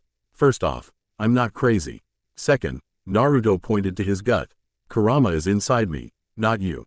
How the heck did he hear the Kyuubi? Damn clone. Fucking twat. Both of the boys stopped and stared at each other. Can you hear me think? Naruto asked in his mind. No shit, of course I can. Naruto heard the answer in his own mind, courtesy of the clone that appeared to be in thought. Kurama was he felt confused and excited. The only person he ever really had to talk to, or at, depending on how his container perceived it, was Naruto, and with this, he'd actually be able to talk to more people, even if they were technically the same brat. The seal must have made it possible for you both to communicate by telepathy. Like a connection. But why did you make him kill the other one? Kurama asked. I remember getting stabbed in the back by a kunai because of this clone here. Naruto thought with a sweat drop. The clone only smirked in response. You know, I had considered bashing his head in with a rock. Naruto looked at the clone in mild horror. Sometimes I scare myself. I heard that, the clone retorted. Kurama sighed. He had no doubt that on the outside, his container must have looked like he was in a staring contest with himself and that he really was suffering from some kind of neurosis. He cleared his throat to get Naruto to become more aware of what he was doing, and Naruto sighed while dispelling the clone. Anyway, he thought to Kurama. So these clones pass on memories when they disperse. This has loads of benefits, like for scouting things out, and going into hazardous situations when and where I can't risk myself going into. Think about it, the cogwheels in Naruto's head started grinding. I could be my own team. Not a registered team, but one I have in case my so-called future teammates let me down. This must be an answer to my prayers. A team that you could rely on, one that is expendable and able to communicate through literal speech. But a team would need diverse talents. Not everyone exactly the same. So it's not an ideal team.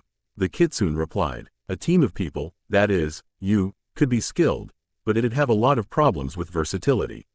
Just think about it. If they can pass on memories, they might be able to pass on several forms of progress. Or even my elemental clones. Each elemental clone might be able to train affinities until they become strong, and pass them to me upon dispelling.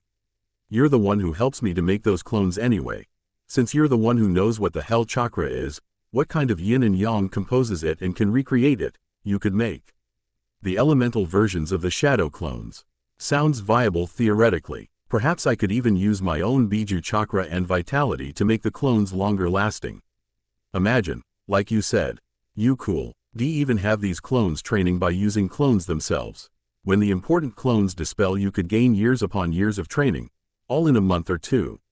I like it, the boy exclaimed. We won't need the village's mediocre team. We'll do it ourselves. But what will we call ourselves? Wait, do we need to give ourselves a name? He hesitated a bit, before making up his mind. Yeah, we'll name ourselves. The great fox thought for a moment. The idiot and his clones? He asked humorously. No, the boy was not amused. How about the Tenacious 13? He asked after a while of thought. Before Kurama could ask why the name, Naruto went on to explain. 13 aspects. Clones with different aspects. Each clone will focus on one of each specialty that comes with being a shinobi. Futon, Kaden, Doden, Suiden, Raiden, Taijutsu, Kenjutsu, trapping, medical, espionage and assassination, interrogation and torture, scouting and censoring. The Kyuubi did a quick count. That's 12. It sounded viable, but if Kurama had to be honest with himself, he had to wonder why Naruto didn't mention Fuinjutsu. It was either because it went without saying, or Naruto simply didn't want to pursue it. He himself had an idea as to why the kid was like that, and his assumption was that Naruto might have believed that it helped ruin his life. Fuinjutsu being used by the man who wanted to kill him. Fuinjutsu being used to turn him into a Jinchuriki. Nah, he knew that Naruto didn't hate him, but he did hate everything that came with that effect. And I make lucky number 13. Lucky? You know what I mean. The Kyuubi grinned. The shows that the group is unique. Tenacious means firm and strong, not easily stopped, and 13 is number of the members, and it's dark and foreboding. I like it. Looks like you have an ambition. So what, they're gonna train? Or are they supposed to help you kill Ito when you're good and ready? They're gonna help me train, Naruto replied. He got to work, now having a goal to work towards. And when I'm strong enough, I'm gonna put Ito in the fucking ground. Fair, let's get started. We'll have the elemental clones practice your affinity. They might even need to go away to the elemental nations, learning and practice to bring up their affinities. The first thing to do is to create a clone that's durably enough to sustain itself. Or at least not disperse when someone hits it. I got a couple of ideas. Since there's obviously a link thing going on between you, me and the clones, maybe they can either pull on my chakra after being made. Or you can try to make them while using the tailless state. It was a simple experiment, but was an overall disappointing failure. The clones could try to access Kurama's chakra, wirelessly, as he'd put it. But while there was a switch being flicked, there simply wasn't any power to access. On the second aspect of the experiment, Naruto would create his clones while in the feral state. But they were still easily destroyed in one hit. He didn't even have long to put this through trial, as there was always the risk of alarming the whole village that the Kyuubi's chakra was being used. There is still another alternative. You gotta allow me to take over and create a shadow clone with your chakra with my unadulterated chakra as its core. No, don't interrupt me, brat. Ow, that'd scare the shit out of everyone in the entire fucking village. We just have to leave the village first and do it at first convenience when alone. Naruto grumbled heatedly in disappointment. Alright, fine, I guess we'll just move on to improve our general training then. I have it all planned out. The taijutsu I use, which I inspired you to create by being passively aggressive. Yeah, you egotistical prick. It relies mainly on dodging, countering and parrying with the tanto, but I'm gonna need one that revolves around me going on the offensive. All I really need is an attack, king stance, and then extend that into new katas for later. I'll try to design it later. Perhaps it will come to me then. But now, I need to knowledge. Whoa. You bashed the academy for all these years. And now you want to get in on all of that useless book learning? I didn't know how to create Kage Bunshins back then. He defended hastily while he created 2 clones with excessive chakra. Without even considering the consequences, he told them to read everything, all the while trying to ignore their pitiful faces at not wanting to get saddled with the duty. Just go, goddammit. After they left, his inner demon suggested that he create another clone to go to the hospital to learn how some medical techniques, and Naruto wholeheartedly agreed. As much as I can't believe it, I read that medic nin are sometimes a lot more important than even the elite jonin or those on the shinobi council. In times of war, battles were won because of how competent the medics of different platoons were. This one is going to need a lot of work. It's also the reason I chose it over genjutsu. Even if I am susceptible to extreme forms of genjutsu, I should be able to release myself from it if my clones channel chakra into my network using their chakra, or killing the caster. Anyway, I can create this clone now to get the basic knowledge now and create a more permanent one later. I assume that clones in the library will read basic medical books and remedies, but I need something higher up the ladder. Kage Bunshin no Jutsu. He created the cross-shaped ram seal and created a clone. Go to the hospital and insist to look in on the operating theater. Ask while in a henge as a Chunin ninja. Also, try to see if you could get to read any medical books they have. If they ask why, tell them you want to become a medical ninja, he ordered. Curry favor them, bribe them, kiss their asses if you have to. The clone nodded. You got it, boss, he yelled before using a body flicker to leave. Okay, that's done. Next, we have interrogation and torture. Naruto seethed a little, remembering his past. For once, all those mob beatings in the past are going to come in handy. I won. TB squeamish when it comes to inflicting pain or using mind games on opponents. He gritted his teeth as he recalled how the villagers had expressed their intense dislike and hatred of him both verbally and physically. I can go over to the Department of Torture and Interrogations now. After all, I know where it is and I've got nothing better to do. Scouting and censoring, I'll think of something later. Kurama, I'm going to make this team and I'm going to follow through with it. Even when I get placed on a genin team, at least I'll have a better one watching my own back. Even if it's a team comprised entirely of physical manifestations of myself. Naruto smirked. Sounds a bit pathetic, relying solely on myself like that, but we will be the best. Whoever said there was no I in team? Kurama grinned like a feral beast inside his cage. At the library, Shinichi replaced the couple of stray books back onto the shelves. There used to be a whole lot more books left out, back when people only amused themselves with reading. But now people had this television, and all that technological shit. They had simply no time for reading. What he would give for this whole damn library to burn down so he could let his 70-something-year-old body retire in peace, especially since there wasn't much to be done anyway. He returned to the desk located at the entrance and was about to lie on the futon he had hid behind it when he heard the door push in, no doubt to let in someone. He groaned. Just when I'm about to take a nap, someone just had to come in. He peered over the desk and saw 2 rather familiar-looking people waiting to sign the check-in book. Huh, Minato? He queried, a bit unsure. His sight was a bit fleeting. He momentarily thought he was seeing doubles. Even more reason to retire. No, they said in unison, as if rehearsed. My name is Naruto. Naruto, huh? Name sounds kinda familiar, could be my eyes going. But am I seeing 2 of you? The clones looked at each other almost in a staring contest of sorts. To the old man, they looked as if they were sharing an unspoken conversation. Which they in fact were. Tell him the truth? No, we should lie, and say what? Identical brothers? Single quote. Wouldn't work. Let's just go with the truth. Tell him we're clones.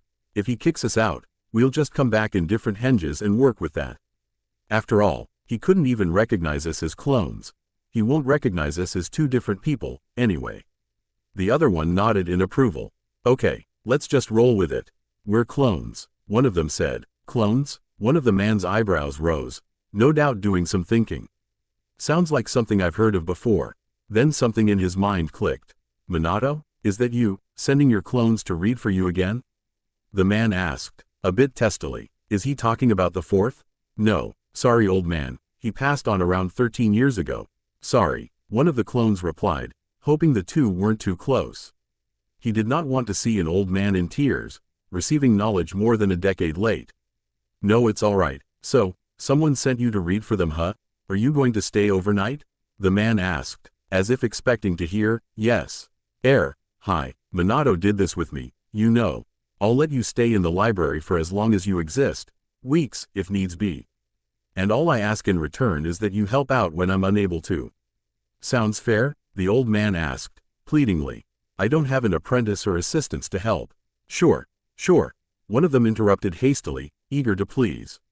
Whatever it took to stay longer. He believed. We accept. At the hospital, Curry sighed and fell into her chair at her station in the nurse's office, desperate to have a minute to herself. Her shifts as a fresh nurse at the hospital were the very definition of murder. If she didn't carry more money home at the end of the month, she was going to go home and stay there.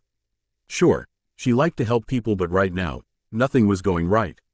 As if it was the devil's way of adding an extra straw to break her back, the air conditioning unit sputtered and suddenly died. She went over to it and fiddled with its dials, but nothing worked. She banged it, pleaded with it, threatened it, but nothing worked. She swore under her breath, just barely audible to keep the head nurse from hearing her profanity. After a while, she gave up and went downstairs. If she couldn't get comfortable indoors, she would simply try sitting out in the small garden at the back, she mused. One's as good as the other. She opened the hospital's front entrance and bumped into a young man who had appeared to have chosen that same moment to enter the hospital as well, and he was so strong that she was knocked onto her backside. Oh Cammy, why me? She was exasperated. Today must have been an off day for her. Oh, sorry. I wasn't paying attention. Sumimasen. He apologized profusely, hoping that he didn't hurt her. No, it's all right. She lied. She hoped he wasn't an important figure, because she did not need any more bullshit to put up with. They both picked themselves up and observed each other for a moment. A chunin? He was nondescript, nothing special going on for him. 5'9", spiky brown hair that framed a round face with a pointed chin. A nurse? She was dressed in the usual nurse's garb. She had straight black hair that fell to her shoulders with lovely teal eyes. The woman currently had her arms folded, which pronounced her already impressive bosom. All in all, even though being civilian-born and in medical nurse's clothes, she was an attractive woman. Naruto's clone had made a mental effort to keep himself from blushing. Excuse me, I am hoping this isn't a bad time. I would like to know where to go so I can learn some medical techniques. I would. Sorry, can't help you. I'm not really up there on the medical staff ladder, and besides, no one even has the time to scratch their own heads. Let alone teach someone. I don't think any of us can help you. The young chunin was crestfallen but brightened a little after some thinking. Maybe you could put in a good word for me to someone who could help me then, or I could assist you in something or other so you could have some time to help me. I really don't want to become cannon fodder, he said pathetically, hoping to excite her sympathy. She, at the very least, did look like she was considering his offer. I could use his help. Tell you what, if you can fix an AC unit upstairs, I'll make some time for you. She replied in a careless tone. Perhaps some conditioned air would stop her from being all bothered. Just to fix it. Fair. All right, get me the manual and I'll fix it. By the way, what's your name? Curry. And yours? He gave it some thought. Naruto. That's a weird name, but if your mama liked it, then who am I to judge? Follow me, Naruto-san. The stoic Hyuga had settled hymns. LF behind his desk to continue his paperwork concerning the clan. His daughter had finally left him to go train with her sister. So she broke it down. I never once thought that her feelings for the Ong Uzumaki would even break her shy personality. even if it was only for an isolated incident, one-time thing. She broke his door in her concern for him. Perhaps she is enamored with him. Regardless, all we may owe him is the replacement of the door. Nothing else. Hiyashi began sorting through his documents. The in and out boxes were rather messy. Soon, they were neatly organized and all the paperwork approved were stamped and signed while the others went into the wastebasket. He was a rather quick and efficient and he rather enjoyed doing it. But soon after he had no more to continue and he was left with nothing to do. He went into deep thought about his elder daughter and how she was going to be placed on a newly christened genin team come Monday morning. Just as he was about to brainstorm who her potential teammates could be, a knock came at his door. Who could that be? Hiyashi activated his Byakugan to see through the door. Why is there an Anbu op here? He mused. He's probably an errand from the Hokage. But what? Deciding to find out the answers, he invited the military shinobi inside. The Anbu entered into the room with grace and wariness, not one movement wasted as he were nothing but a clock. He stood, somewhat at attention in front of the Hyuga clan head. Close at his heels was a sentient branch Hyuga, no doubt an escort. How may I help you? The Anbu answered in a level tone. Lord Hokage wished for you to receive this letter. He retrieved a note of seemingly nowhere and handed to him before using a body flicker to leave. The branch member took his leave as well now that his job was complete, leaving the clan head to have some privacy. Only then did the man open his letter. The document could hardly be called a note, let alone a letter. The whole message was written as if it nothing but a little ditty. The man from back then has come back again. Make sure to be on time at 9 tonight.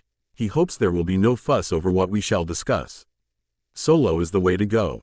Hiyashi closed his eyes. No doubt that the Hokage was an avid reader of poetry and decided to code the letter like that of one. The message was clear to him though, although that could be to the cause that the message involved him directly. It probably means that the man that rescued Hinata has returned and wishes to speak to the Sandaime and myself about the favors we did for him. Noble and selfless they may be, they feel suspicious, considering that he said he doesn't pledge loyalty to Konoha. He never did cotton to the man. Despite hiding his face, Hiyashi always felt like he was talking to someone different each time, despite the fact that he always felt familiar and that, not that he would ever admit it, scared him. The Hyuga sat patiently, waiting for their guest to arrive. He looked to the Sandaime Hokage who was currently seated by his large desk that tied into his title.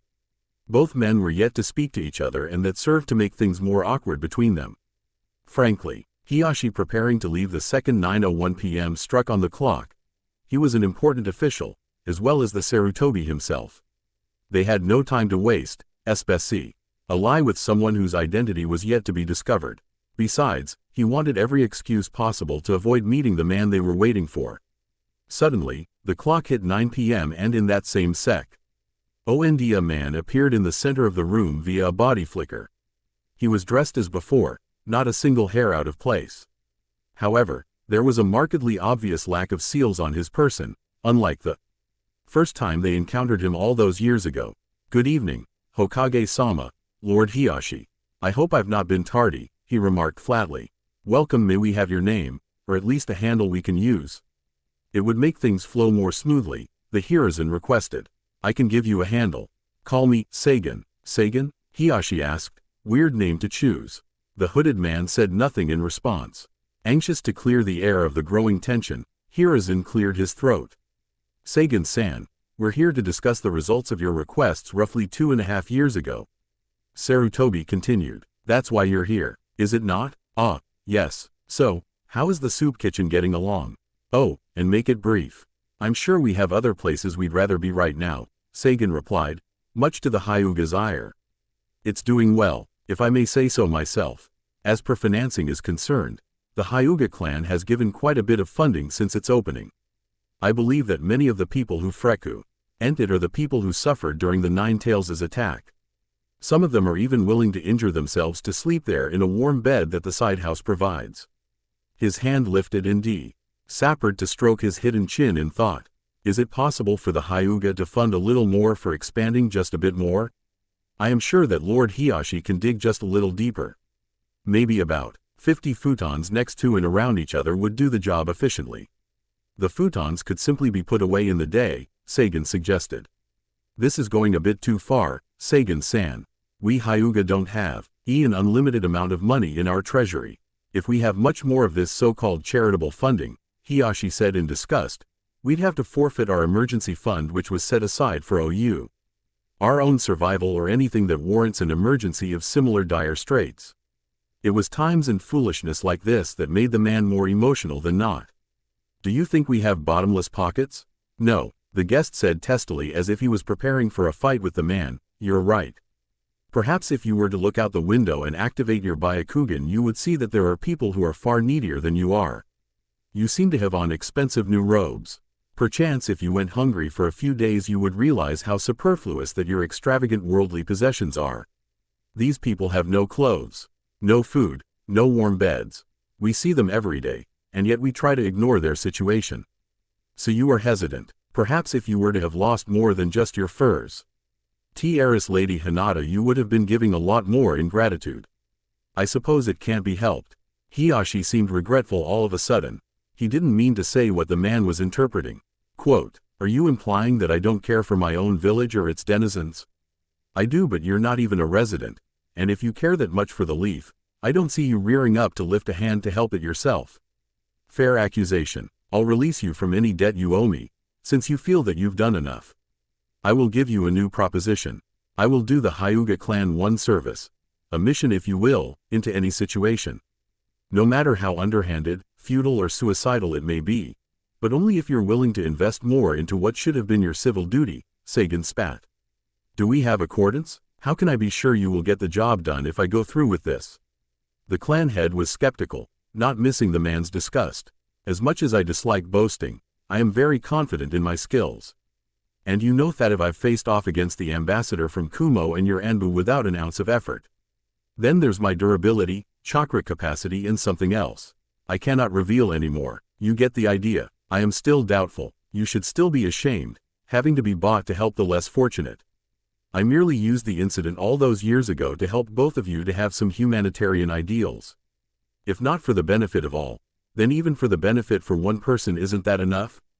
And yet you refuse my offer? His rebuke was stinging. I suppose that's true, Hiyashi admitted to himself. He'd never really taken the riffraff of the village into regard before. It was also pleasing to see Hitomi happy with his charitable actions, be it willing or not. Even more so, she had been taking her own action, and what was worse was that if it should be that he didn't accept Sagan's offer now, she'd drain his private accounts to continue. Besides, not all of his own likely future dirty work had to risk a Hyuga. I accept, Sagan-san. Hope you don't regret it. In response, the enigmatic man reached into his coat and retrieved a sheet of paper with a seal on it. This is a summoning seal. Simply lay it on the ground and focus your chakra into it. I will appear in a matter of seconds. He then gave it to the emotionless Hyuga, who put it away carefully.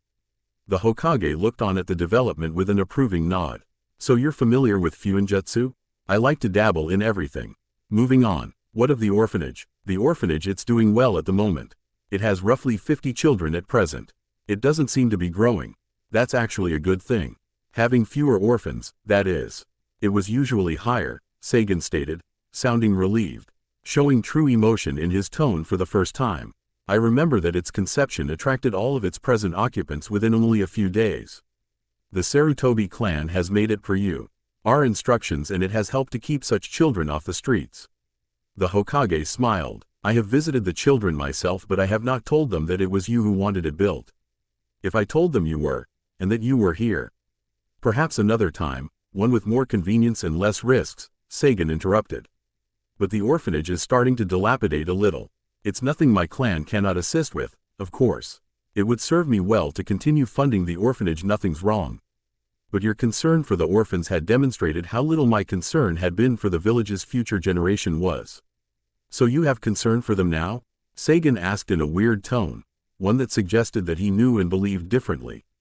All of them? You haven't neglected any? Sagan gave him one of the seals as well. I'm sure that you will most certainly use that in the near future, knowing the extensive variety of missions all ninja take. I think you should have one. Just think so. The Hokage took it from him carefully and mused over it. Perhaps I'll get Jiraiya to look it over. Just think so, he thought ironically. It was for the fact that the man reminded him a lot of Ito. although he was reputedly wandering around the border of Suna right now. Ito was something of Fuinjutsu expert, and if this was his, then he was basically leaving his identification card behind. If not, then he just happened to land a strong ninja in his back pocket. Win-win either way. Sagan made a show of stretching. Well, I'll be making my leave. Hiyashi-sama. Hi, the man answered. Don't waste it. And so the final word was said. Sagan left in a vermilion red body flicker, and made sure to leave no trail.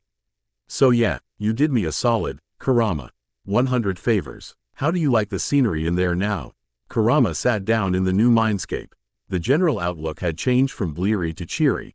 Instead, the leaking pipes that had intercrossed a dark flooded sewer had been substituted for a grassy plain with a rather large tree in the middle that was big enough to shelter under, even if there were two of him.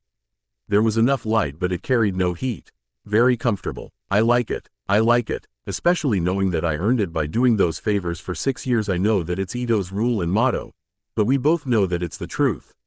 Nothing comes for free, so thanks much. Though the fox was markedly happier, Naruto still couldn't help but feel a little disgruntled. There were times I felt like you cheated me to get to 100 quicker. I'm a kitsune. Deal with it. I didn't want to put up with that shithole of a mindscape a day longer than I had to. Naruto rolled his eyes mentally. Whatever. Naruto walked into his classroom and took his seat quietly. Just as he got comfortable, he heard a shout. A certain boy couldn't leave damn well enough alone. Oi, dead last. This class today is only for those who passed. Kiba shouted, his H volume catching the attention of the whole class. And who the hell died to get you that hit I ate? Naruto ignored the insult, but Shino was the only one noticed that Iruka flinched when Kiba made his last boisterous statement. He would have to find out why later. He could recall the conversation he'd overheard between the blonde and Shikamaru on Friday. Naruto himself had sounded so sure that He was going to fail, and Shino had learned that he had in fact failed. But now, here he was, forehead protector and all. Sasuke took a note of Naruto, seeing him for the first time without his goggles. Sentimental value, my ass. He must have been hiding his forehead. If he loved his goggles so much, he would have just worn his hit I ate somewhere else. In the meantime, whilst everyone else, what to say? Can't tell them about what happened about Mizuki. What's the closest thing to the truth?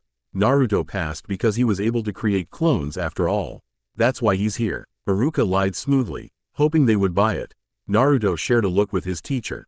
The Aburame didn't miss that either, and he frowned behind his shades. Anyway, you are all registered genin. So be quiet and act like it. I'll read out team placements in a minute.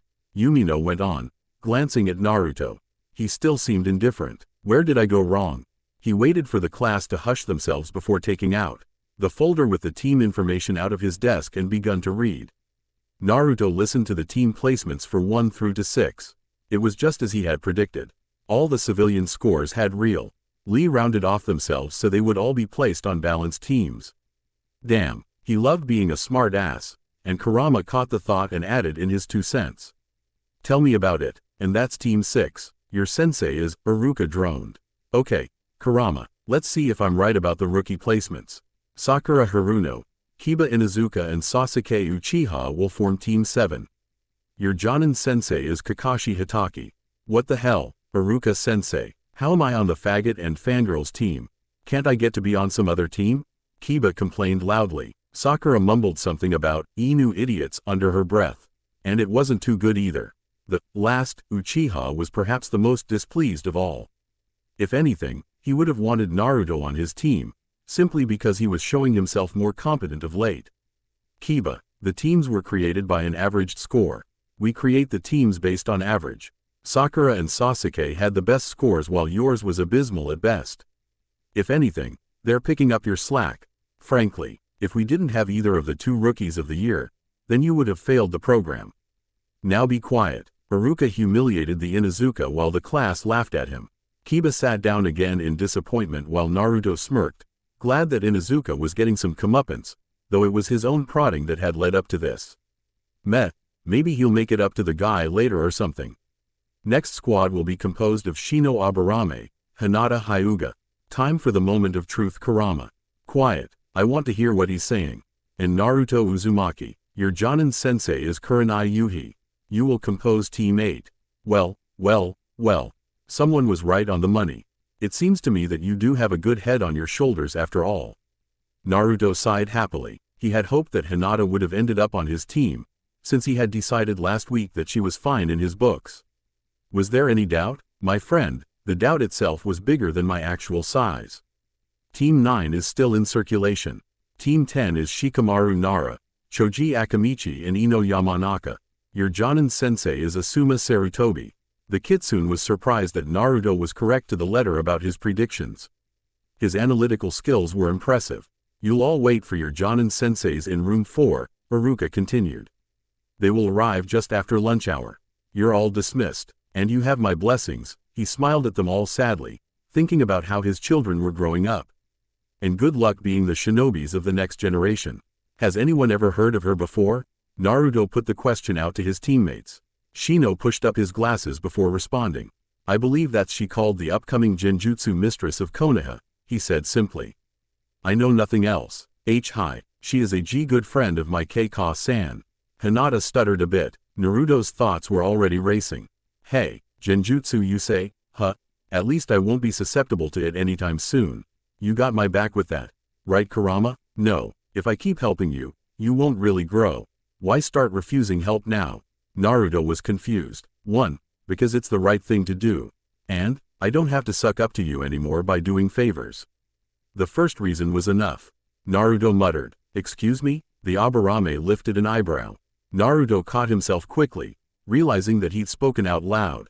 Both reasons are enough. That's what I said. Shino was skeptical but didn't push it too much.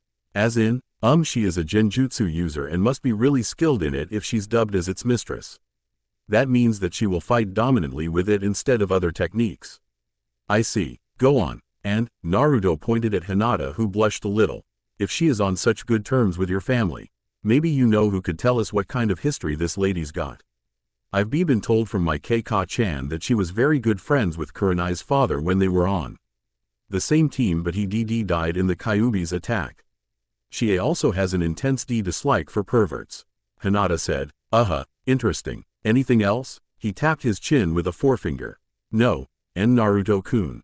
This woman might probably hate me. She's gotta be in on the secret that you're sealed inside of me, Kurama. Naruto was already leery of his Jonin teacher, and couldn't shake the possibility that this team was already wrecked before he got a chance to create his own shinobi team once he left the village on mission.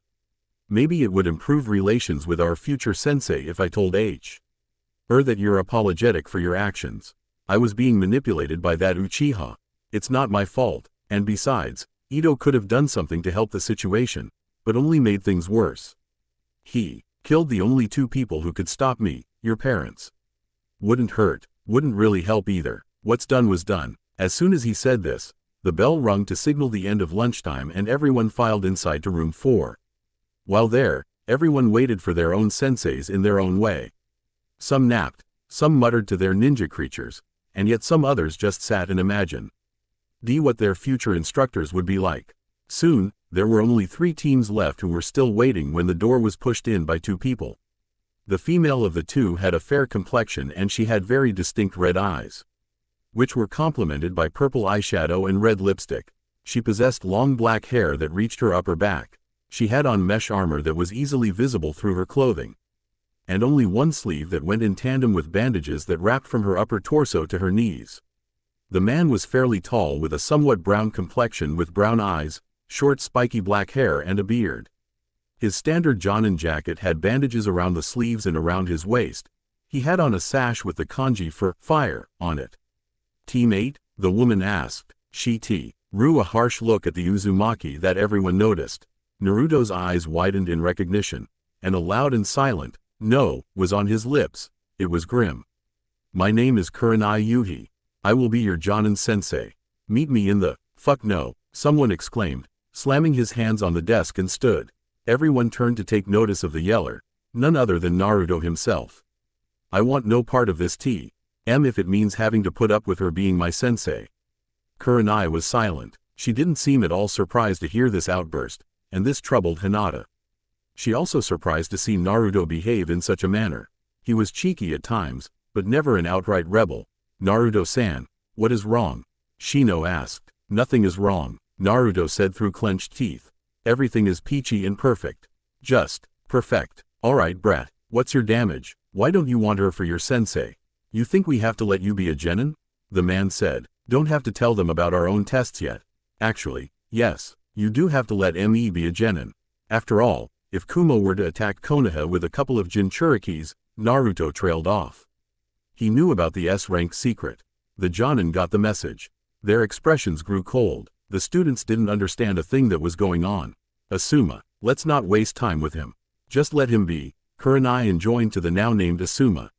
What? The man was baffled. Just ignore him? Yeah, that's right, Naruto exclaimed. Just keep doing what you did Thursday. Can someone tell me what the hell is going on? Kiba was completely confused. ND befuddled couldn't take any more subtext. From what I can gather, Naruto is upset with Kurenai-sensei due to some incident on Thursday. Shino sounded unsure at first in his explanation, but kept on. Judging from what was said, Naruto must be loath to the circumstance that she may have ignored him on some matter of importance. Hit the nail right on the head, Shino, Naruto said as he sat back down in a huff, still glaring at the red-eyed woman. Kurenai breathed slowly, trying to relax herself.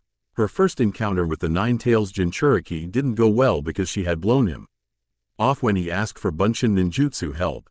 Admittedly, she probably would have helped him if the creature that resided in him hadn't killed Shinku Yuhi, her own father. What's worse, she didn't even want him on her team, but his scores had perfectly rounded off the other students' scores, ending up being second to last in his class, despite reports of him being the strongest genin of his generation straight from the Hokage's mouth. Just a bit earlier, she had tried to explicate to the Hokage about the fact that there would be friction between herself and the boy, but he still ordered her regardless. Look Naruto, even if you don't want Kurenai as your sensei, the Sarutobi began. You stay out of this. You did the same thing too. Every one of you people are all the same. Will of fire. Ha, Naruto spat, suddenly, disappearing and reappearing. The offended Jonin was in front of Naruto and lifted him by his shirt collar. You will show respect to your superiors, brat. Now either go with Kurenai. He looked to the woman by the door, or sit out another year in the academy. Asuma averred unnervingly, leaking just enough killing intent to frighten any and all genin present. He wasn't about to take any bullshit from a fresh genin, Jinchuriki or not, just because he felt biased against. Naruto wasn't fazed. He merely looked over to Kiba, as if deliberately ignoring the man lifting him up bodily. Hey Kiba, looks like you can leave Team 7 and join Team 8. Seems more your type anyway. All around there were now whisperings of the development, of how Naruto was willing to sit out a third tenure in the academy. But even so, he continued, in a class of 20 being split into 9 teams, subtracting myself from that equation will upset that balance.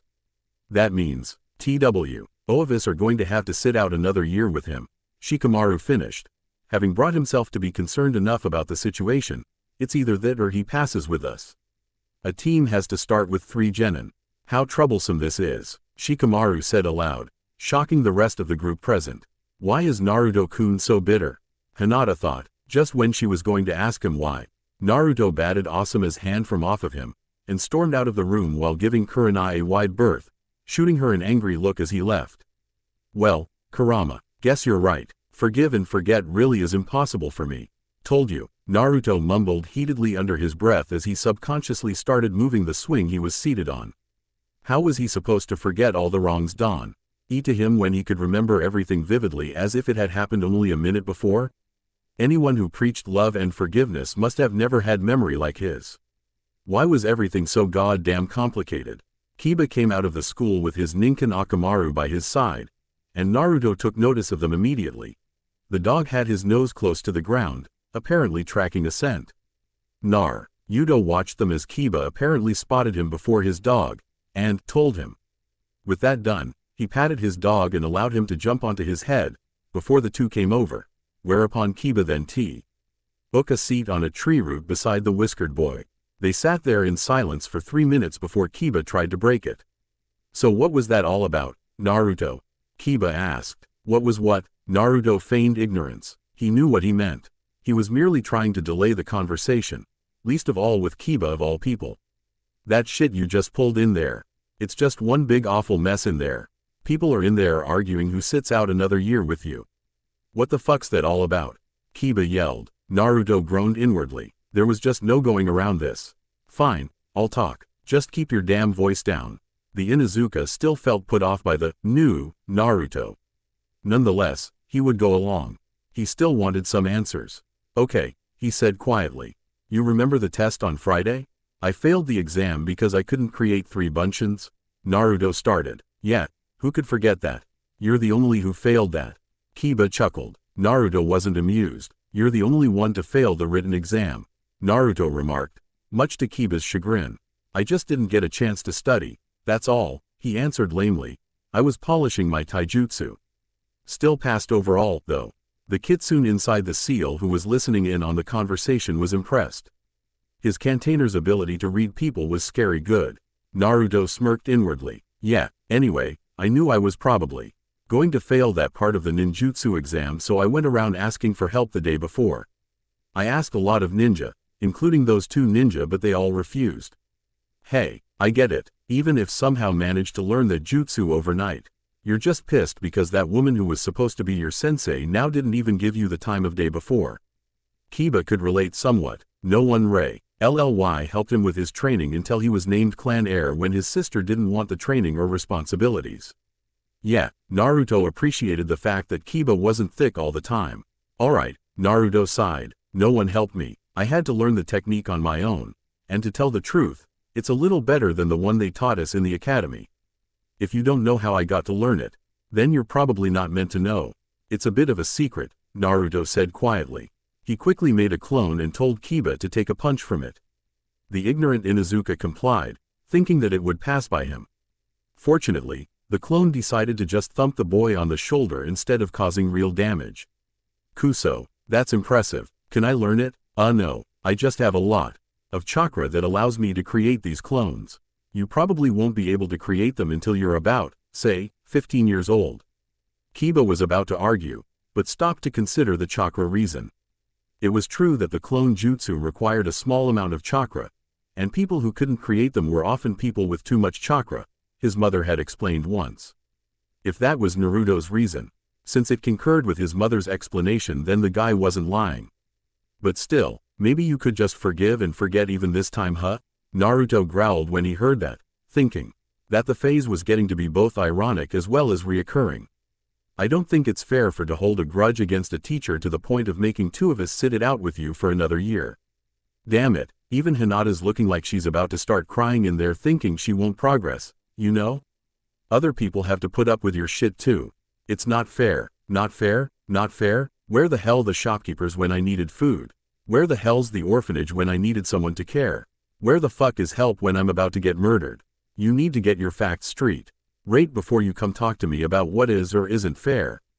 Naruto blew his stack but was coming down from his emotional high.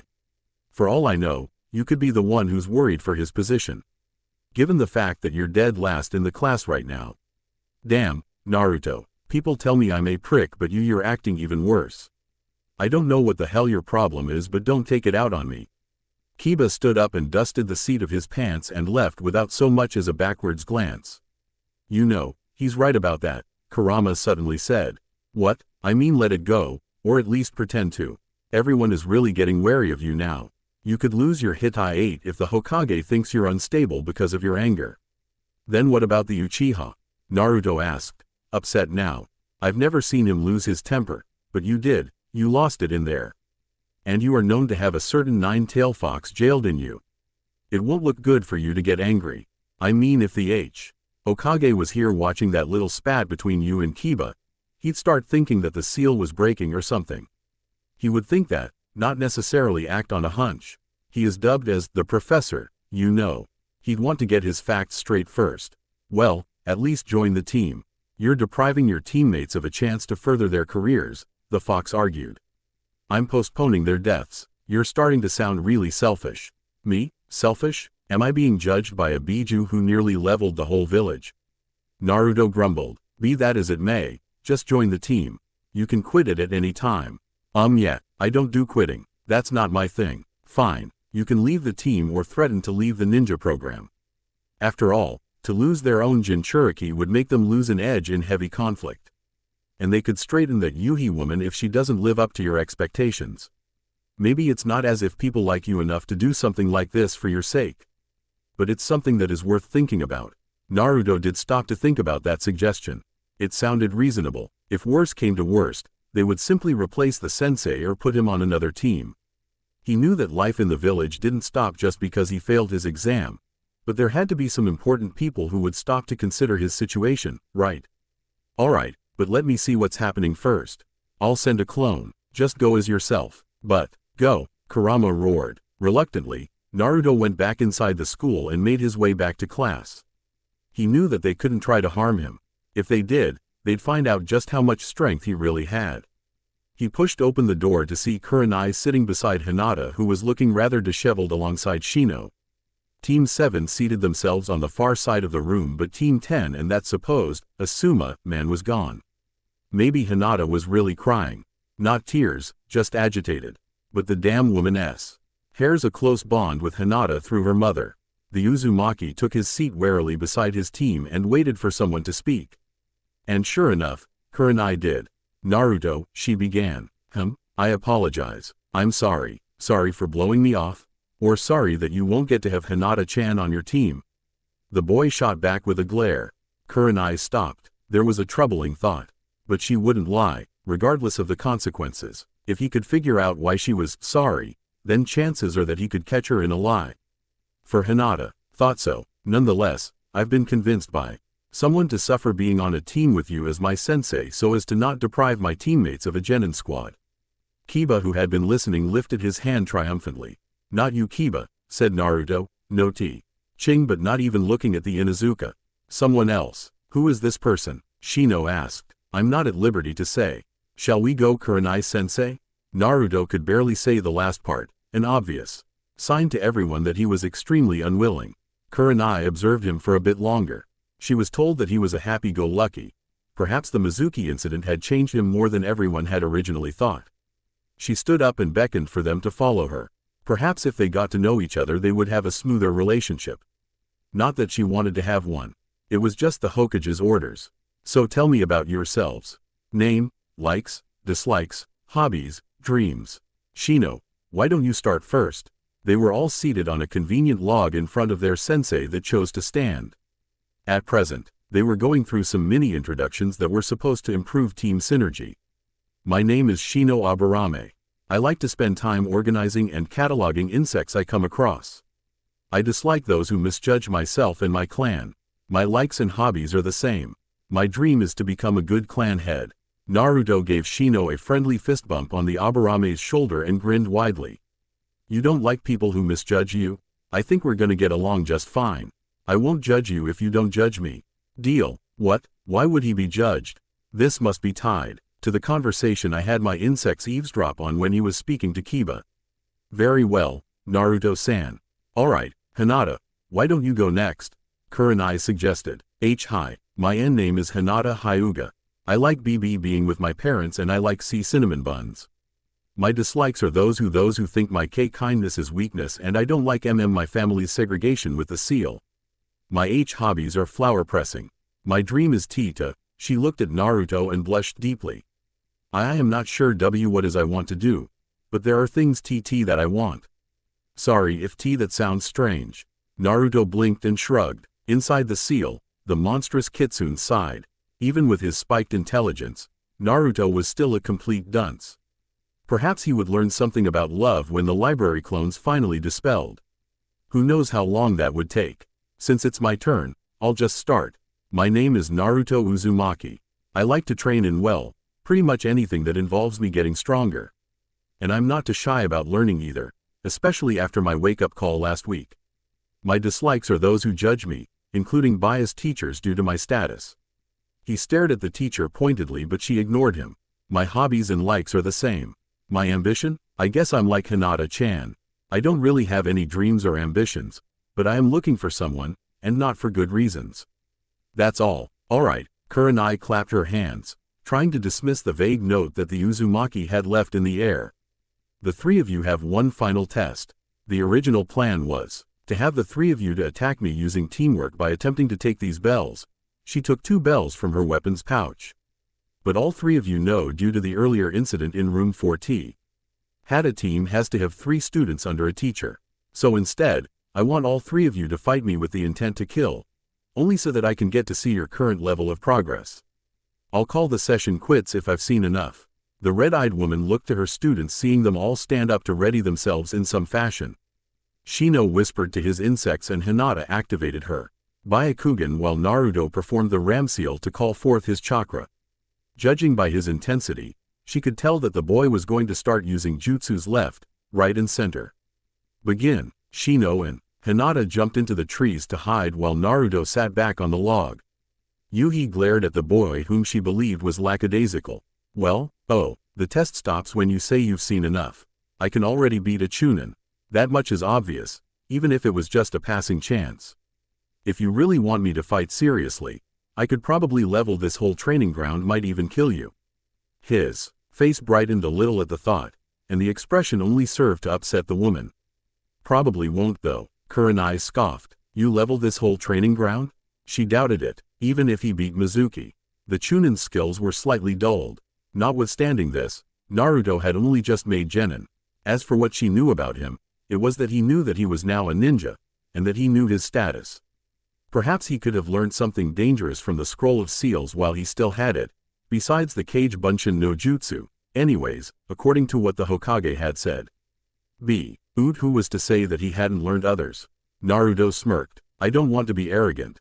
He formed the cross ram seal, and going along with this cue, the Kyuubi helped him to convert his chakra into elements necessary for the element-specific clones. 6 bunchins formed around him. You guys know what to do. Water, fight her with the Tonto.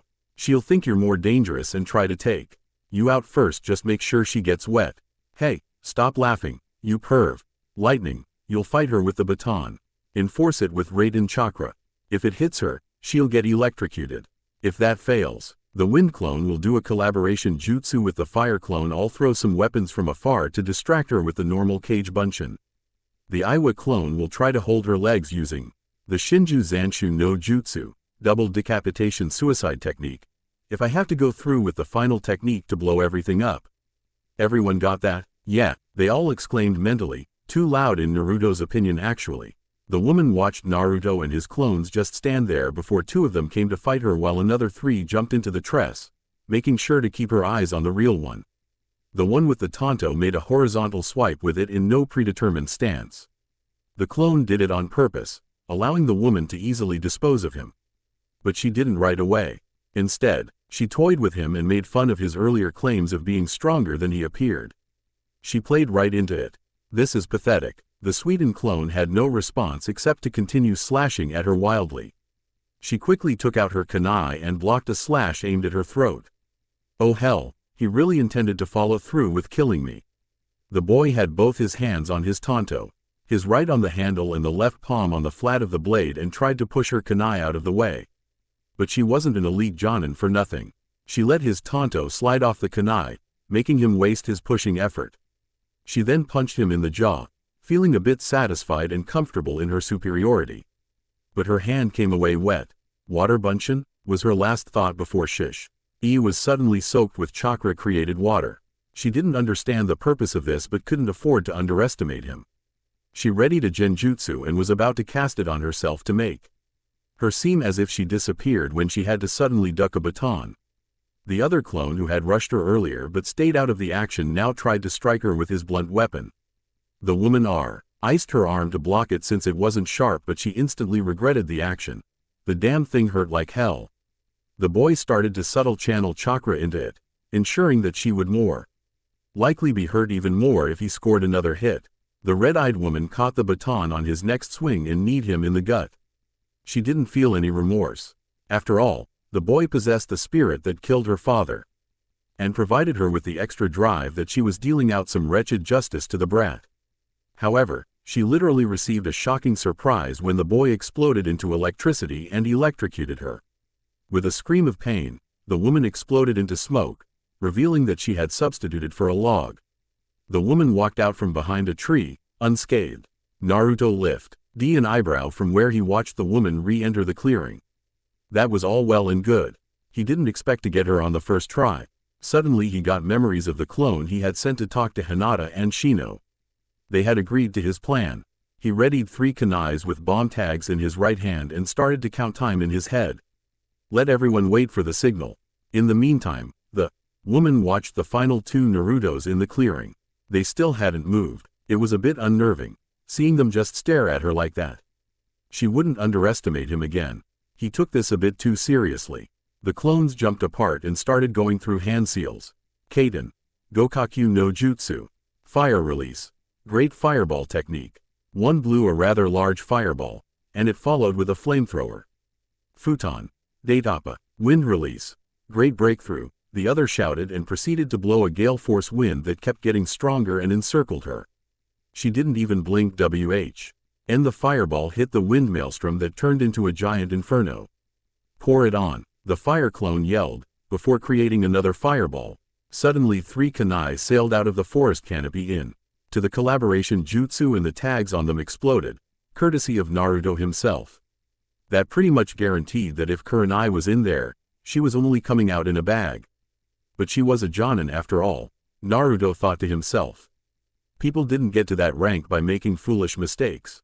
The 2 clones dispelled, one into fire and the other into wind, leaving the genin to wait for the smoke to clear so they could see the results.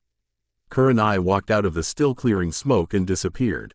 Shit, Genjutsu, where is she? Naruto looked around and heard fighting to the south end of the training ground.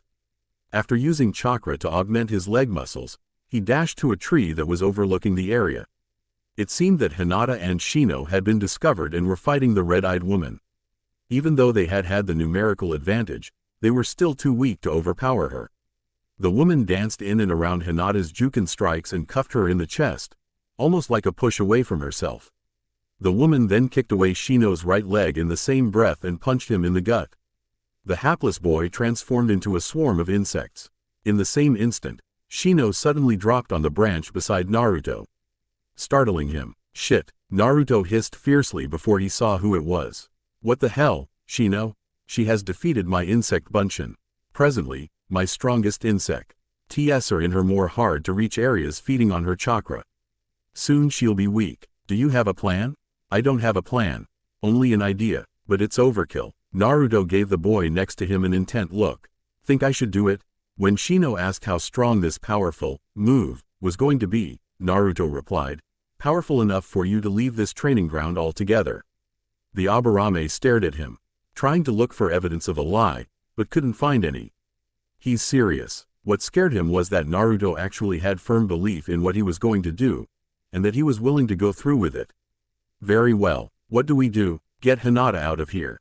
I'm going to throw kunai and shuriken to stall Kurenai. The Aburame nodded and jumped down to join Hinata. Well, Kurama, what do you think? Personally, I think it's too fucking over the top. And that's coming from a Biju who raised the village. The fox suddenly laughed. Do it, Naruto grinned. He started chucking all his kunai and shuriken at Kurenai, occupying her while Shino grabbed Hinata and leapt away with her. He started counting to 20. I never actually did this before. Hope I don't get myself killed. The sensei continued dodging weapons thrown at her. Some were thrown aimed at her chest, some at her legs and others around her. It felt as if he was driving her somewhere. Suddenly, she felt Wool legs grab her ankles and dragged her underground till only her head was left above ground. What? Naruto dropped down of a tree in front of her and slow clapped. Well, Kurenai-sensei, here we are. You are about to find out about my final and most destructive technique.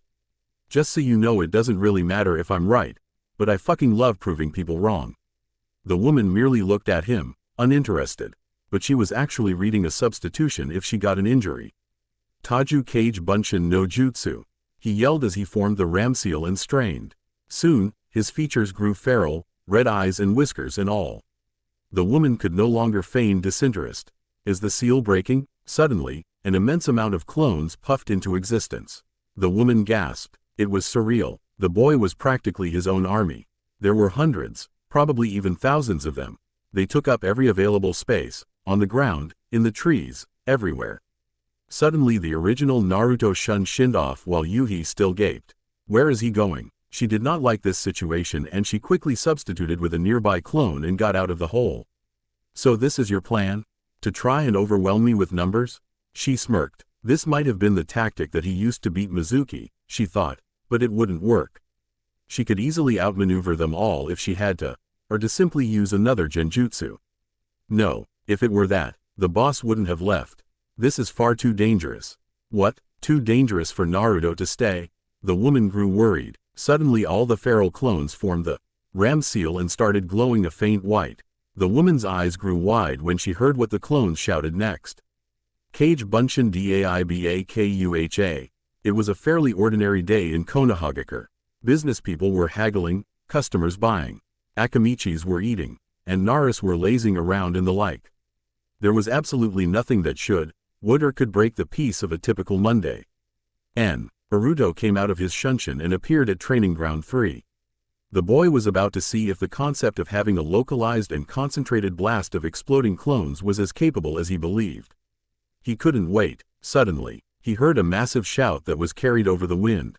Taju Kage Bunshin Daibakuha.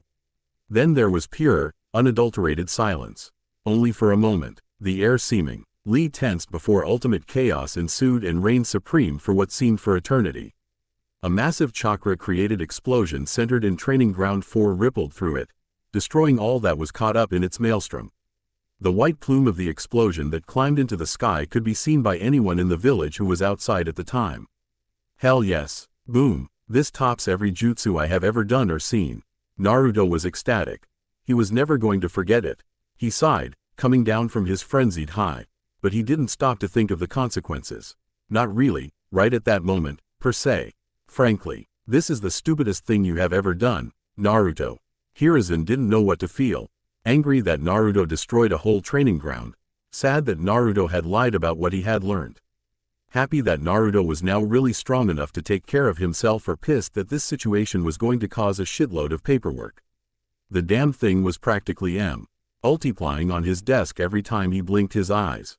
The old man put on the face required by his office that screamed, "Naruto, you've really stepped in it this time." But the boy had no regrets marring his countenance. It was an awesome and a destructive technique when clones were used in bulk. Even if he had to replant and grow every tree that was blown up into splinters, he would do it happily. Naruto was seated in front of the Hokage while Kurenai and the rest of Team 8 stood behind him. And behind them were Shibi Aburame and Hiashi Hyuga. No doubt that they were angry that Naruto nearly blew their children to smithereens. Thinking of the future repercussions, the aged Sarutobi couldn't help but sigh. Naruto, did you even stop to think of the complications and consequences? Naruto was impassive. Hokage-sama, I did stop to think about them before I did the jutsu. If I had used offensive elemental bunshins like Raiden or Kaden clones, the damage would have been significant. Greater and possibly start a forest fire that would spread to other training grounds. Elemental bunshins used in a Daibakuha? Hiruzen nearly paled at concept.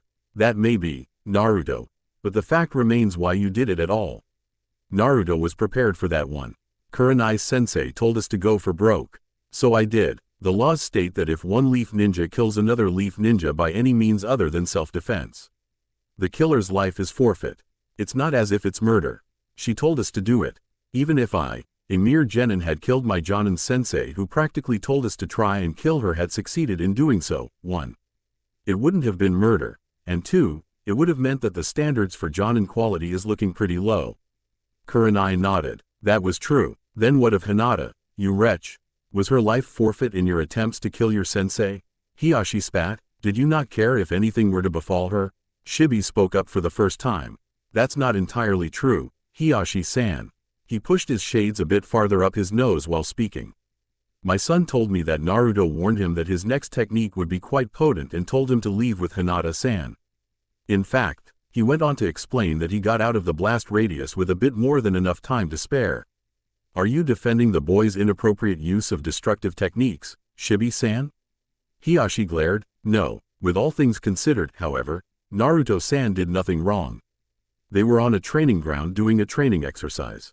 The teacher's words, in a sense, stated that each person should give his best, and Naruto honored the demand.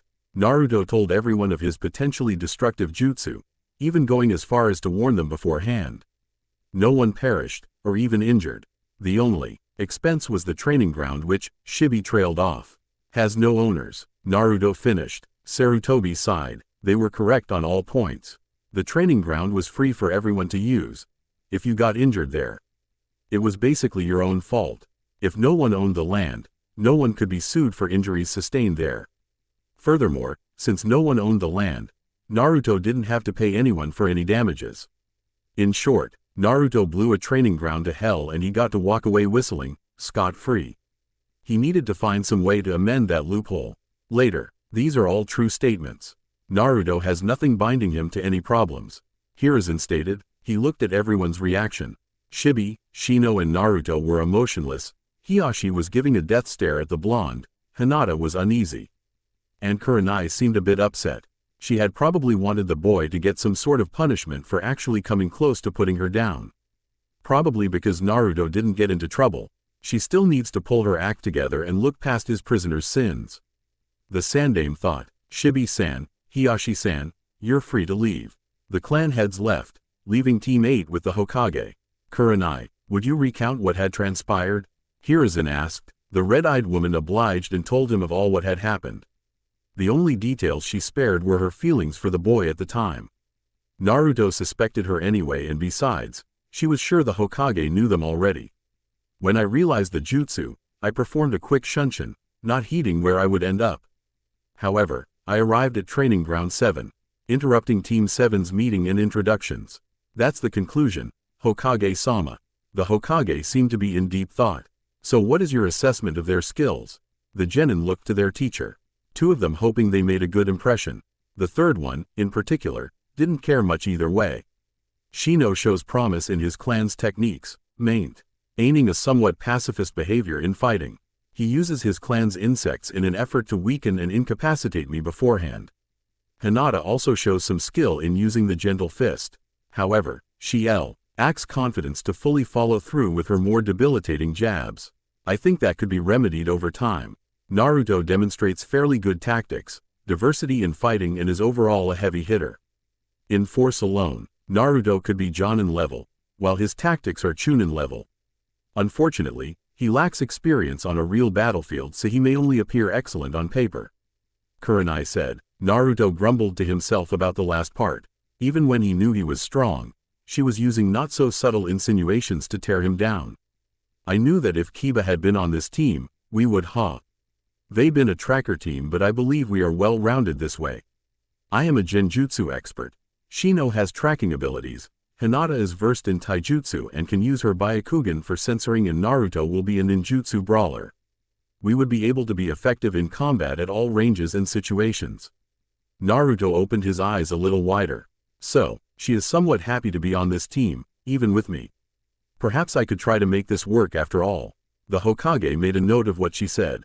Interesting. It seems that your theory has merit.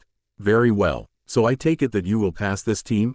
Hi, Hokage-sama, you may leave. Team 8. Kurenai turned to her team.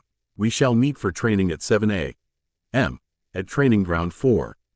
It's destroyed, remember? Naruto smirked. Kurenai stared at the boy frigidly. We'll meet at Training Ground 3 instead. The team collected themselves and ushered their way through the door, Naruto last. As he was about to step through, the Hokage called out.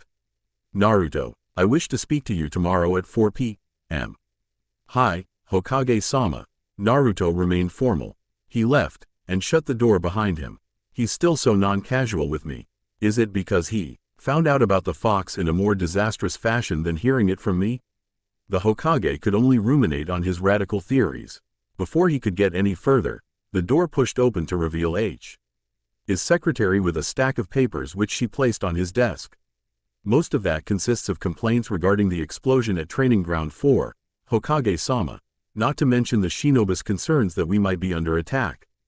Hiruzen sighed. It had been a bare half hour since the explosion and there was this much paperwork regarding it.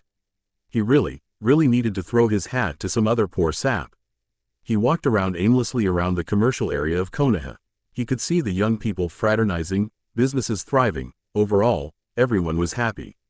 Damn, it really wasn't fair. Why did everyone else get to be happy when he didn't? These are unsafe waters, boy. What? Why would you think of their happiness? It would only cause the opposite to you.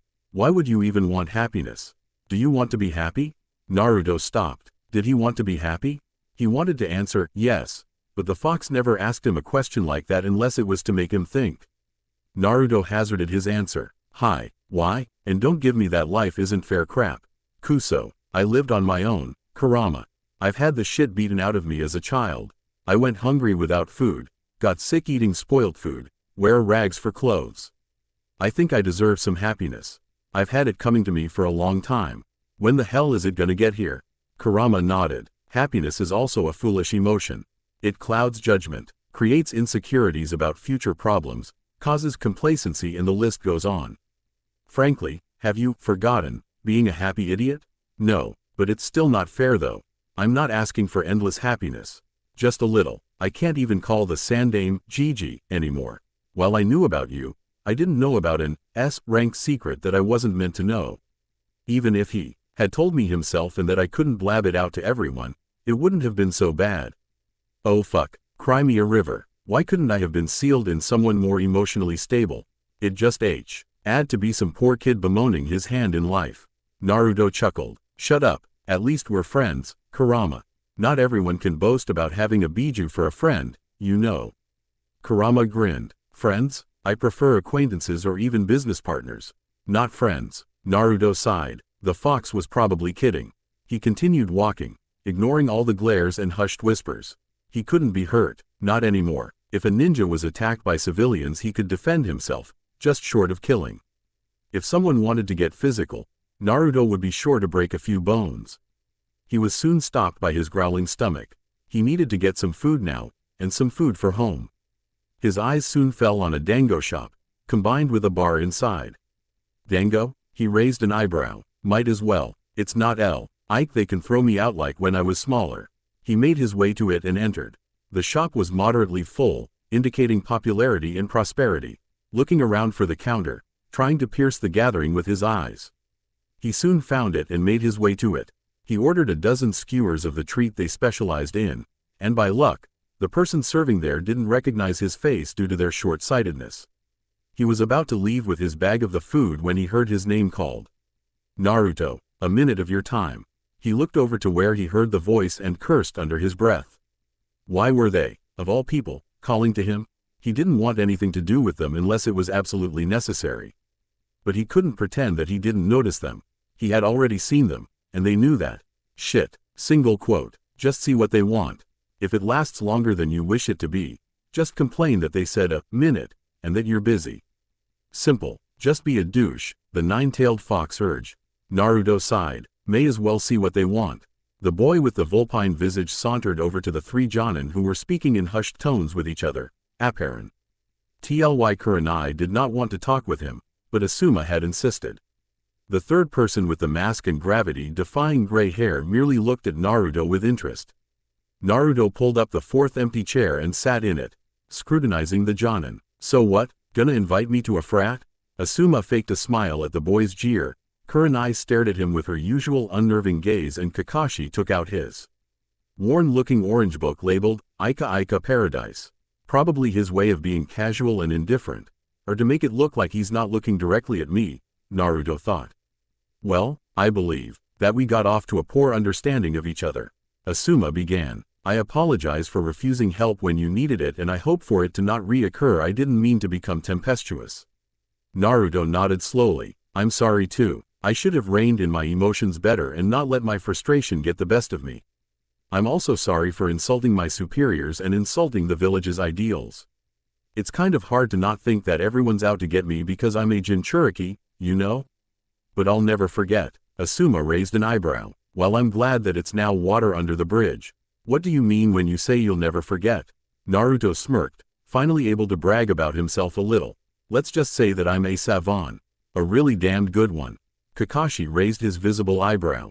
I find that hard to believe, considering what I've heard pertaining to your abysmal grades at the academy. But I need to look underneath the underneath.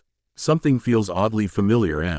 Anato once claimed that he himself needed to become a savant. Well, let's see if my memory serves me well enough. You are Kakashi Hatake, dubbed as the copycat ninja, due to having a transplanted Sharingan that was used to copy numerous jutsus. Son of Tsukumo Hatake, Konoha's White Fang. Genin teammates were Rin Nohara and Obito Uchiha who, Naruto hesitated, not knowing how the man was coping with the death of his squad. Perished during the Third Great Shinobi War. The team's Jonin sensei was Minato Namikaze, who later became the fourth Hokage. I think that those are the more important details, right? The three Jonin were surprised. This was supposed to be the Academy's dead last? Asuma Sarutobi also has an equally impressive history, becoming one of the Fire Daimyo's guardian shinobi 12. Unfortunately, all I could find on Sensei was that she was your Genin teammate, along with Rado Namiyashi. Sorry Kurenai Sensei, you're only a bit better known than the average shinobi. Maybe it's for the best. I'm sure you wouldn't want someone out for your head, or thinking that you're easy pickings. He mumbled the last under his breath, but she must have heard it or read his lips. The marring scowl on her face was a testament to this. Asuma frowned. Well, you're right on all the details. Kurenai glared at Asuma, who quickly went on. But why do you make it sound like you have it in for her? Even going as far as to level a whole training ground in a training exercise? I don't really just dislike her. I dislike you all equally. He grinned wryly at this. It keeps me unbiased. Maybe you none at all since we apologize to each other and all. Naruto stated matter-of-factly. The question remains. Why? Kakashi asked. He really didn't want his sensei's son to be at odds with him. Minato was probably the closest thing Kakashi could call a friend. Family, even. She was prejudiced against me for having the Kyuubi in me. You all did, so I decided to use exploding clones. If she had taught me the regular Bunshin, the explosion wouldn't have happened. Hell, I learned more in the Mizuki incident in a single night more than I have learned my whole life in Konoha. So anytime Sensei sees me use clones or do well in general, she won't be able to take credit for it. It will be a lasting reminder of what she did or didn't do. That goes for all of you, including you Kakashi. So you blew up a training ground because Kurenai doesn't seem to like you. That's petty, Asuma concluded, and stupidly dangerous. I don't like people who don't like me. It's common sense and karma, not being petty. Meanwhile, on the inside, Kurama was trying to puzzle out a way to ease Naruto's cohesion with his Genin team. Chances were that if he didn't do something, Naruto's Fr. Action with Kurenai would get them both into trouble, and they needed to get out of the village on a mission soon. Boy, tell the woman that I'm sorry for her father. Tell them I was merely seeking revenge against the village. Anything but the truth about the Uchiha's control 12 years ago, or Ito. Naruto, you spaced out a little, Asuma said. Naruto didn't want to even think about Kurama's sudden change of heart. Perhaps he felt guilty about causing Naruto's sensei to dislike him, or just simply lying. Whatever, the Kyuubi had never lied to him before or steered him wrong. It didn't matter, he'll just go with it and see what happens. Kurenai sensei? The woman looked at him intently, listening. Sorry for trying to blow you up, Naruto deadpanned. Kakashi and the Sarutobi chuckled. And, he leaned forward and beckoned the woman to come closer as well, which she did. Furry 9 just said that he apologizes for your father. It was nothing personal, he was just out for revenge. End the village on a whole because Hashirama and Madara used him like a tool. Kurenai widened her eyes. What? Naruto leaned back and stood. Well, gotta go. See ya. He took up his bag of dango and left the establishment, waving his hand backwards as he did. Asuma, Kakashi, Kurenai looked towards the exit where she saw Naruto had left through before turning back to her fellow senseis. He just told me that the Kyuubi is sorry about my two-san. Kakashi raised an eyebrow. Are you sure that Naruto didn't just say that to get into your good graces? After all, he seems well informed. It could be that he found out about your father through some research. Naruto doesn't seem to be the type to lie, much less needlessly. Asuma argued. Besides, it's not as if he would try to make amends. Just to be on familiar terms with Kurenai. He hates her, and that much is obvious. It's something to think about. If what he said is true, then the Kyuubi must be on regular speaking terms with Naruto. What if it's trying to trick him, or worse, what if the seal is failing? Kakashi asked. This is troubling. We have to inform the Hokage. Well, in any case, whether Naruto is telling the truth or not, or if the fox is sincere or not, I'll consider the thought. I'll tell the Hokage myself. Kurenai got up, waved to her friends and left in a body flicker. Naruto sat on the park bench and took his vitamin supplements. He needed to bring his body back up to speed as quickly as possible now that he was a fully fledged ninja. He began to eat his dango and found that he enjoyed it, albeit a little too sweet. I'll burn it off in training though. Anyway, do you think they'll tell the Hokage about the apology, Kurama? Probably. It's also a good way to tell the Hokage that he could have been more informative. Then again, you can't really hold it against him though. After all, would you tell an S-rank secret to your former idiotic persona? Naruto stopped chewing in a pause to consider this. No, the great fox grunted. Well, try to contact the clones, check in on their progress. Naruto considered the idea. Alright, he tried to focus on his clones. He didn't have names to them. He could only identify them by their duty. Hello, hospital clone? What's going on? What? Oh, thought I was being haunted or something. Listen, I need you over here within the hour.